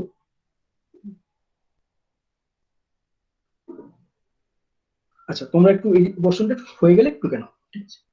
হ্যাঁ, তাহলে জেড সমান আর কস থিটা, আচ্ছা ওয়াই ওয়াই সমান R sine theta sine phi, X সমান R sine theta cos phi. ঠিক আছে, ধরে নিয়ে আমি একটু, তো আমি ওয়েট করছি, তোমরা মোটামুটি যদি একটু রেসপন্স করো তাহলে আমি নেক্সট স্লাইডে যাবো। হুম, তো একটু দেখে নাও এই শুধু এইটুকু পোর্শনটা, রিলেশনটা, বাকি আমি স্লাইডটা পাঠাবো একটু পরে।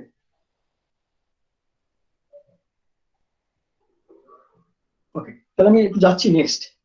আচ্ছা, ওই অ্যাঙ্গুলার পার্ট, ওই যে আর থিটা ফাই গুলো আছে সেইগুলো ভ্যালু গুলো নিয়ে যে অ্যাঙ্গুলার ফাংশন গুলো আসবে এবং ডি এর জন্য ছিল, প্রত্যেকের আমি নর্মালাইজ কনস্ট্যান্টটা দিয়ে রেখেছি। ডি এর প্রত্যেকটা ডি অলরেডি কিন্তু আলাদা আলাদা করে এসেছে, একটু কিছু কিছু সেম আছে, এবং তার অ্যাঙ্গুলার ফাংশন গুলো এরকম করে এসেছে 3 কস্টা থিটা মাইনাস 1, যেটা হচ্ছে ডি জে স্কোয়ার অর্ডারটাকে ইন্ডিকেট করছে। আমি আগেও বলেছি যে 2 জে স্কোয়ার মানে এক্স স্কোয়ার মানে ওয়াই স্কোয়ারটা লিনিয়ার কম্বিনেশন করে এসেছে।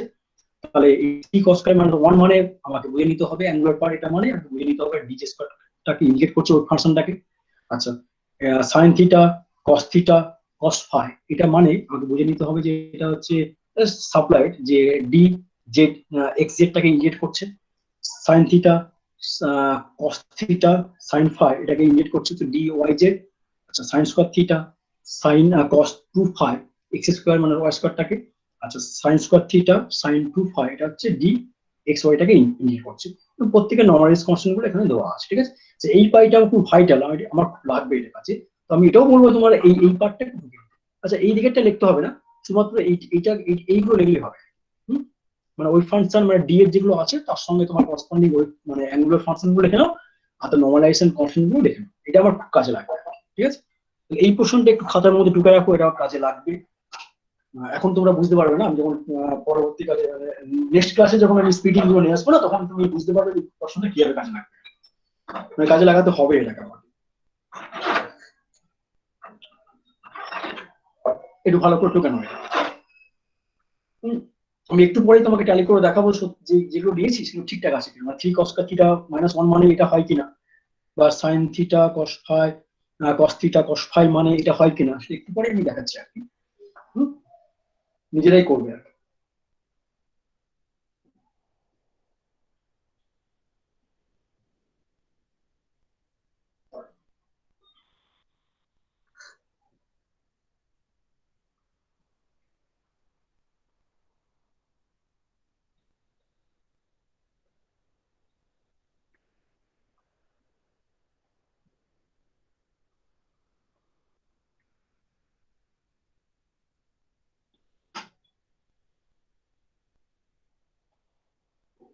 একজনের বলেছে হয়ে গেছে, এটা কিন্তু ঠিকঠাক ভাবে তুলবে, একটু নির্ভুল ভাবে তুলবে, মানে ভুল করবে না।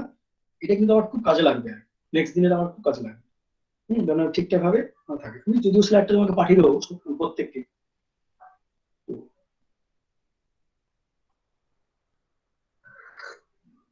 এটা কোয়ান্টাম মেকানিক্স থেকে একটু কষ্ট হবে, হয়তো একটু কঠিন মনে হতে পারে। কিন্তু যখন ক্যালকুলেশন করবো তখন দেখে তোমরা একটু বুঝতেই পারবে যে একটু সিম্পলিফাইড ভাবে ক্যালকুলেশন করার চেষ্টা করেছি নিজে থেকে। আমাদের ফিজিক্যাল কেমিস্ট্রি ডিপার্টমেন্টের দুজন টিচারের কাছ থেকে হেল্প নিয়ে আমি একটু করেছি, সেটা আমি নেক্সট ক্লাসে আলোচনা করবো।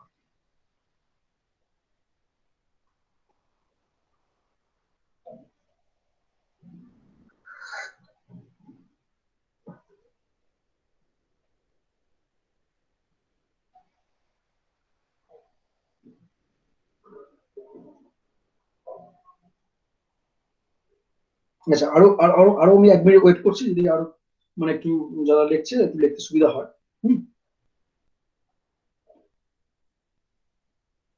এখন হয়তো মনে হতে পারে যে এই কোশ্চেনটা আমি কেন দেখাচ্ছি, সেটা হচ্ছে নেক্সট দিনের ক্লাসটা না করলে বুঝতে পারবে না, তো সেই জন্য এখন হয়তো কনফিউশন থাকতে পারে, সেটা একটু দেখে দাও। হ্যাঁ ঠিক আছে, আমি 1 মিনিট দিচ্ছি। আমি 1 মিনিট দিচ্ছি, কোনো চাপ নেই।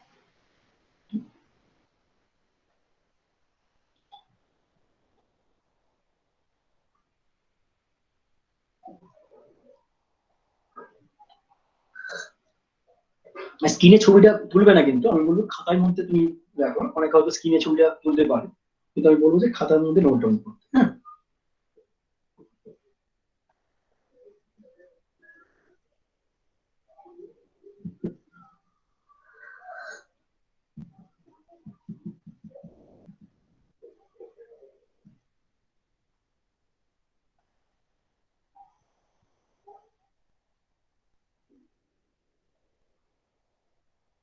ওকে, আরেকজন বলছে দাঁড়ান আর একটু সময় দিচ্ছি, ওর প্রায় শেষের পথে ফ্লাইটটা, তো একটু সময় দিচ্ছি আর কি।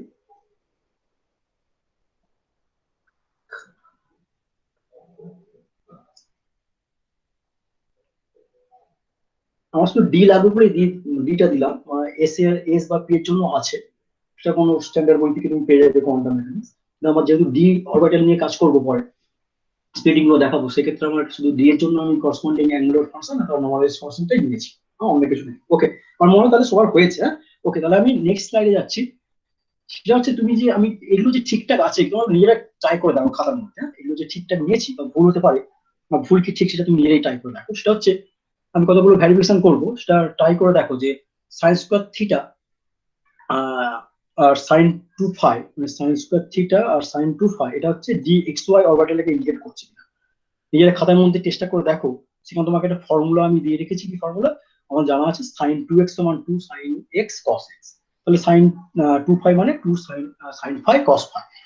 এটাও আমাকে তোমাকে বলে দিলাম যে এক্স ওয়াই জেড এর সঙ্গে তার ওই থিটা আর ফাই এর মধ্যে কি রিলেশন আছে সেটা আমাদের বলা আছে। এবং এটাও বলে দিচ্ছি যে আর স্কোয়ারটা তো বলে দিলাম যে আর স্কোয়ারটা দেখো, আর এর মানটা তোমার এই ক্ষেত্রে ফিক্স বলে দিলাম, তাহলে এটা একটা কনস্ট্যান্ট, আর স্কোয়ারটাও কনস্ট্যান্ট। তাহলে এখান থেকে তুমি দেখো যে sine square theta into sine 2 phi এটা ওই এক্স ওয়াই কে ইন্ডিকেট করছে কিনা। খাতার মধ্যে ট্রাই করে দেখো, ফর্মুলা পুট করে, আমার মনে হয় হয়ে যাবে। দেখো সাইন 2 ফাই কে যদি তুমি ভেঙে নাও, তাহলে তুমি দেখো 2 সাইন ফাই কস ফাই, তাহলে 2টাকে একদম বাইরে নিয়ে চলে আসো, ওর কোনো কাজ নেই। হ্যাঁ, এবং সাইন স্কোয়ারটাকে দেখো, তুমি সাইন স্কোয়ারটাকে ভেঙে নাও, sine theta into sine theta, ঠিক আছে?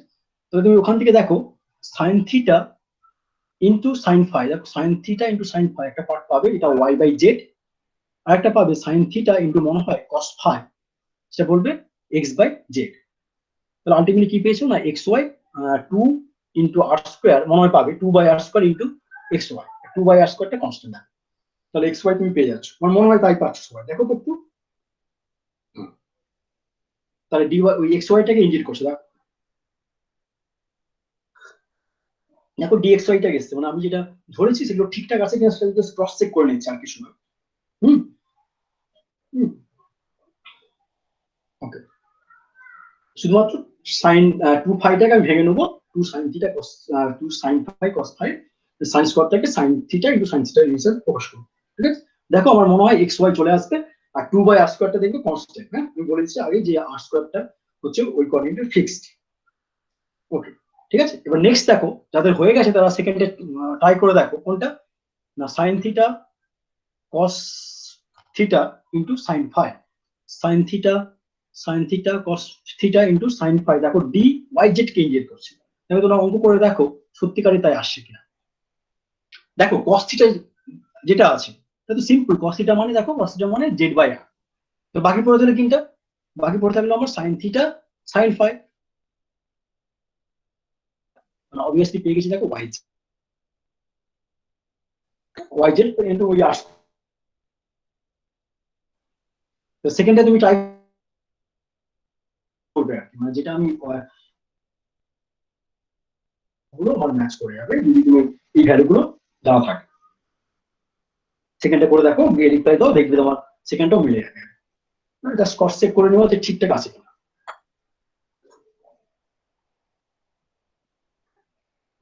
আচ্ছা, আশা করি হচ্ছে নিশ্চয়ই। হুম,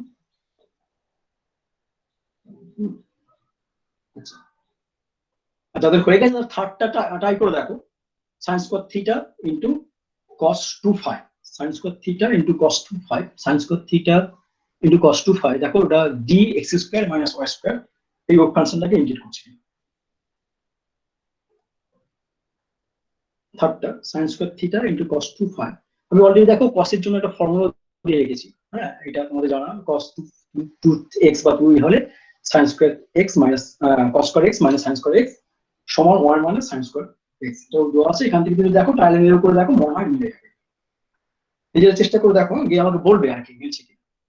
শুধুমাত্র cos 2x টাকে এই ফর্মুলাতে পুট করবে, এই ফর্মুলা, ঠিক আছে? cos 2x থেকে 1 মাইনাস sin স্কোয়ার x এ পুট করলেই মনে হয় এটা হয়ে যাবে, ঠিক আছে?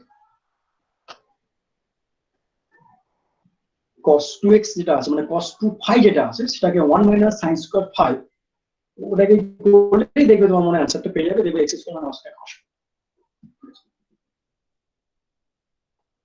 তো থার্ডটা ট্রাই করে দেখো, দেখো এটা কিছু না, জাস্ট সিম্পলি একটা ফর্মুলা, আমি তোমাদের এইচএস এর ফর্মুলা দিয়ে ইউজ করে তুমি এটা সুন্দর করে করতে পারছো।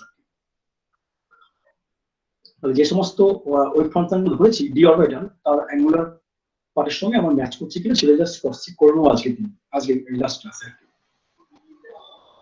এটা কি সেকেন্ডটা, ওই যেটা বললে লাস্টটা, সেকেন্ড না থার্ডটা না সেকেন্ডটা করছো তুমি, শ্রেয়া যেটা বললো?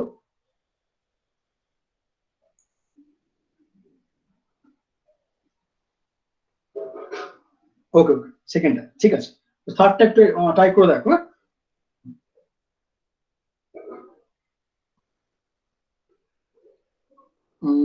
আর্টস করবে 2 করে 2 সাইন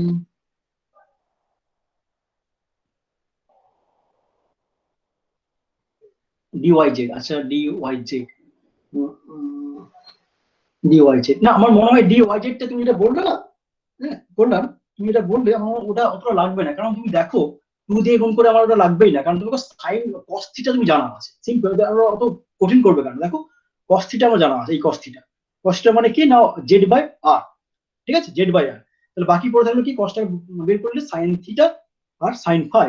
দেখো সাইন থিটা সাইন ফাই আমার আছে, সাইন থিটা সাইন ফাই মানে ওয়াই বাই আর, দেখো ওয়াই জেড হয়ে যাচ্ছে। তাহলে 2 দিয়ে গুণ করে 2 সাইন এটা করার কোনো দরকারই নেই মনে হয়, হ্যাঁ ঠিক আছে? করলাম, বুঝতে পেরেছো? আমার মনে হয় দরকারই নেই, এমনি সিম্পলিফাইড হয়ে যাবে, কঠিন ভাবে ভাববে না, ঠিক আছে তো? ওকে,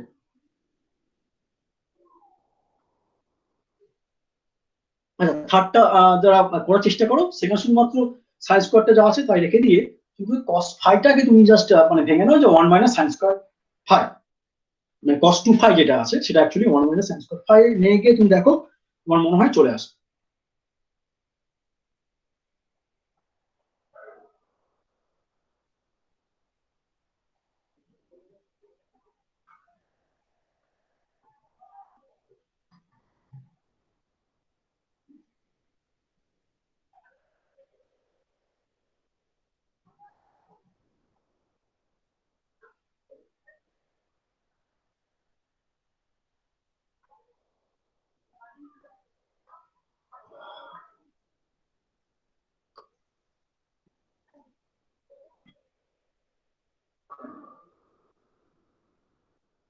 ওয়ান মাইনাস,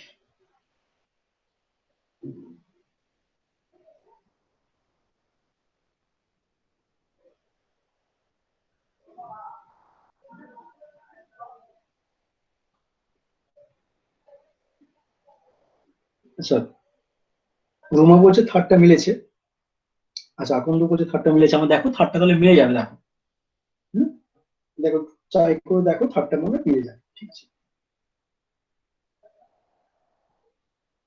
ওকে, থার্ডটা মিলে গেছে। তাহলে সৌম্যদীপ বলছে থার্ডটা মিলে গেছে, তাহলে আমি যাচ্ছি এবার লাস্টেরটা।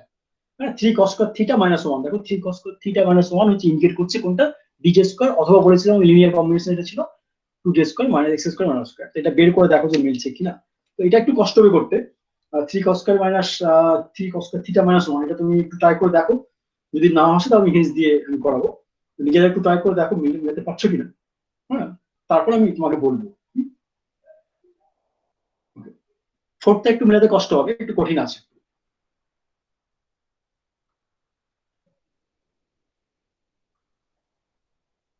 মানে তোমার যেহেতু cos স্কয়ার থিটা, তাহলে তো cos মানে z স্কয়ার হয়ে রয়ে গেছে আর কি। z স্কয়ার বা r স্কয়ার কিছু চাচ্ছে না। ফোর্থটা দেখো একটু কঠিন আছে, ওটা সহজে মিলবে না।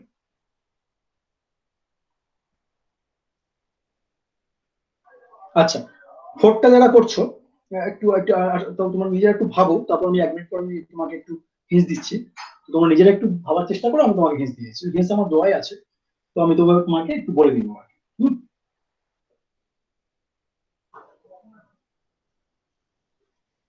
সবাই নিশ্চয়ই লাঞ্চ করবে জানি, আমার প্রায় শেষ হয়ে গেছে। ঠিক আছে, এটা হলেই আমার শেষ হবে। ঠিক আছে,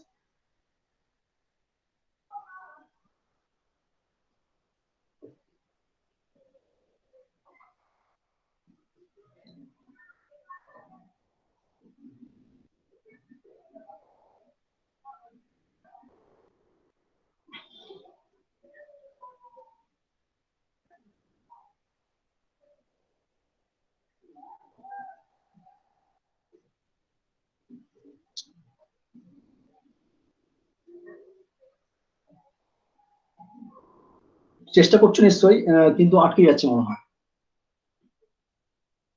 হ্যাঁ, একদম। আচ্ছা, ওইটা কি যে ওয়ানটা আছে না, এই যে 3 cos থিটা মাইনাস 1, এই ওয়ানটাকে তুমি এই ফর্মুলাতে পুট করো, sin স্কয়ার x মানে থিটাতে পুট করো, sin square theta plus cos square theta সমান 1। তাহলে একের জায়গায় আমি ব্র্যাকেট দিয়ে কিন্তু sin square theta plus cos square theta করলে একটা জিনিস পাবে। কিভাবে মনে হয় 2 cos square theta minus sin square theta চলে আসবে। হ্যাঁ, এই একটাকে আমি ভাঙবো এই ফর্মুলা দিয়ে, sin square theta plus cos square theta সমান 1। সেখান থেকে তুমি দেখো মনে হয় 2 cos square theta minus sin square theta আসবে। ঠিক আছে, 2 cos স্কয়ার থিটা হয়ে গেছে। দেখো আমার এই ফর্মুলাতে 2 আছে, দেখো 2 কিন্তু পেয়ে গেছি, আর cos এর সঙ্গে দেখো z আছে। হ্যাঁ, z বাই r, তাহলে 2z স্কয়ার এটা কিন্তু আমার হয়ে যাচ্ছে। আর বাকি দেখো মাইনাস sin স্কয়ারটা মনে হয় রয়ে গেছে। এই sin স্কয়ারটাকে পেতে গেলে আমাকে একটু অন্যরকম ভাবে আমাকে খেলতে হবে। সেরকম আমি হিন্স দিয়েছি, তোমরা ওই x square plus y square by r square ওটা ভেঙে নাও, ইন্ডিভিজুয়াল ভাবো, মানে ভেঙে দিলে দেখো x বাই r এর whole square plus y by r এর হোল স্কয়ার। তাহলে x বাই r সমান আমার দেখো x বাই r সমান দেখো এটা আমার আছে x বাই r সমান sin থিটা cos ফাই, তাদের স্কয়ার কিন্তু অবশ্যই। আর y বাই r মানে হচ্ছে sin theta into sin phi, তাদের স্কয়ার আছে।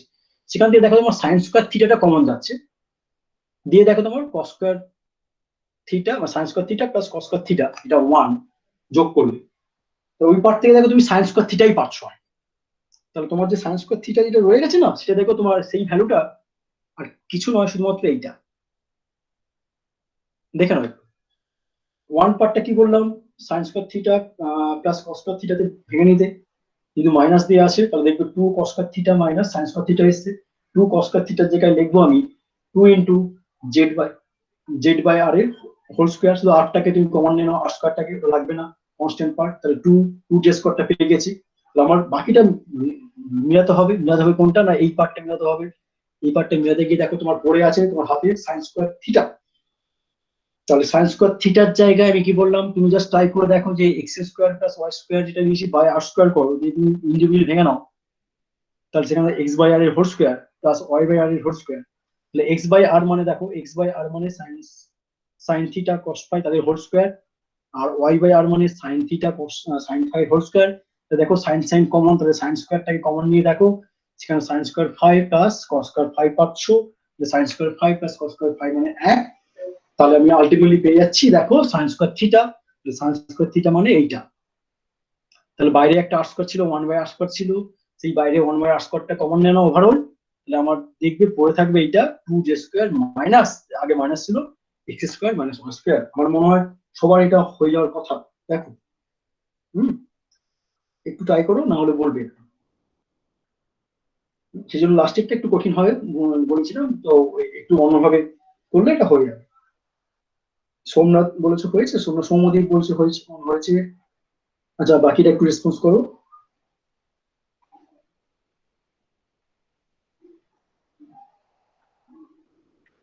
রুমা কি তুমি ওই লাস্টেরটা করলে, মানে ওই 3 cos থিটা মাইনাস 1 যেটা তুমি হ্যাঁ বলেছো? ওকে ওকে ঠিক আছে, তাহলে মিলে গেছে তো এটা। তাহলে এইটা তোমার কি করছে, এটা আমি জানি লিনিয়ার কম্বিনেশন মানে ইন্ডিকেটিং ডিজে স্কোয়ার। বাকিটা একটু দেখে নাও যে সত্যিকারে ঠিকঠাক এসছে কিনা।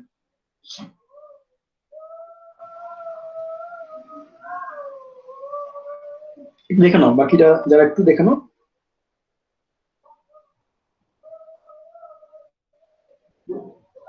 ঠিক আছে, তো আমি এবার, হ্যাঁ ঠিক আছে, আমি মনে হচ্ছে হয়ে যাবে। ঠিক আছে, না হলে তুমি বাড়িতে ট্রাই করে দেখবে, আশা করি হয়ে যাবে। তাহলে আমার এই এতটাই পর্যন্ত টক ছিল। তো থ্যাংক ইউ ফর অ্যাটেনশন। আবার নেক্সট ক্লাস আমি কবে ক্লাসটা নেবো সেটা আমি স্যারকে জানিয়ে দেবো। তো নেক্সট ক্লাসগুলো তুমি কিন্তু এরপর ফলো করো। সবাইকে রিকোয়েস্ট করবো একটা জিনিস, এই পুরো লেকচারটা যেন পুরো 6খানা লেকচার আছে এখানে। তো আমি চাইবো যে পুরো ক্রিস্টাল ফিল থিওরিটা সবাই মিলে করে, এবং তোমাদের আমি প্রত্যেকটা কনসেপ্ট গুলো আমি ক্লিয়ার করে দেওয়ার চেষ্টা করবো। ওকে, থ্যাংক ইউ তরুণদা, ওকে, এত সুন্দর একটা টক দেওয়ার জন্য। এবং আমাদের এই সিরিজটা কন্টিনিউ তোমাদের ওই পিপিটিটা আমি শেয়ার করব। হবে। লাঞ্চ আওয়ার চলে এসেছে, ওই নিশ্চয়ই লাঞ্চ করবে। হ্যাঁ হ্যাঁ। আচ্ছা আশা করি আজকের দিনে একটু তোমার একটু রিপ্লাই করো দাদা, যে আজকের দিনটা যেটা বুঝলাম তোমরা একটু বুঝতে পেরেছো কিনা, মানে একটু রিপ্লাই করো। যেটা আমি বললাম প্রথম থেকে, সেফটি আমি এখনো কিন্তু গেলাম না, কিন্তু সেটাও তুমি একটু বলে রাখো তোমার প্রত্যেককে, যে রেসপন্স করে যদি কতটা বুঝতে পারলে মোটামুটি এটা আইডিয়া নিশ্চয় পেলে, যে কেন সেফটি আমি করতে যাবো এবং সেফটি করতে গেলে আমার কি কি জিনিসগুলো লাগবে, তার একটা আমি আজকের একটা সামারি করে পড়ালাম। ঠিক আছে, ওকে ঠিক আছে না, ঠিক আছে। আমি নেক্সট দিনের ক্লাসে তোমাদের নিশ্চয়ই আরো ভালোভাবে চেষ্টা করবো, হবে না। ঠিক আছে রবি, থ্যাংক ইউ রবি। তুমি ওই রেকর্ডিংটা অফ করতে পারো রবি। হ্যাঁ হ্যাঁ করে দেবো। ঠিক আছে, থ্যাংক ইউ তরুণদা এত সুন্দর একটা লেকচার দেওয়ার জন্য। এবং আমাদের এই লেকচার সিরিজটা কন্টিনিউ চলবে, এখনো 6টা ক্লাস আমরা পাবো, এবং নেক্সট ক্লাসে আমরা আরো বেশি শিখবো। আজকে যথেষ্ট শিখেছি এবং খুবই খুঁটিনাটি শিখেছি, অনেকটা ডিটেলসে শিখেছি। যতটা আমরা ক্লাসে না বলি তার থেকে অনেক বেশি ডিটেলসে শিখেছি। রবি আমার কথা শুনতে পাচ্ছ রবি? এবং এটাকে আমরা নোটিফাই করব নেক্সট আমাদের যে ক্লাসটা, হ্যাঁ সেটা আমরা ওই তোমাদের জানিয়ে দেবো হোয়াটসঅ্যাপ গ্রুপে, যে পরের ক্লাস কবে হবে। ঠিক আছে, তাহলে নেক্সট দিন আবার দেখা হবে তোমাদের। হ্যাঁ, তো নেক্সট ক্লাসে দেখা হচ্ছে। ঠিক আছে, সবাই ভালো থেকো। ঠিক আছে।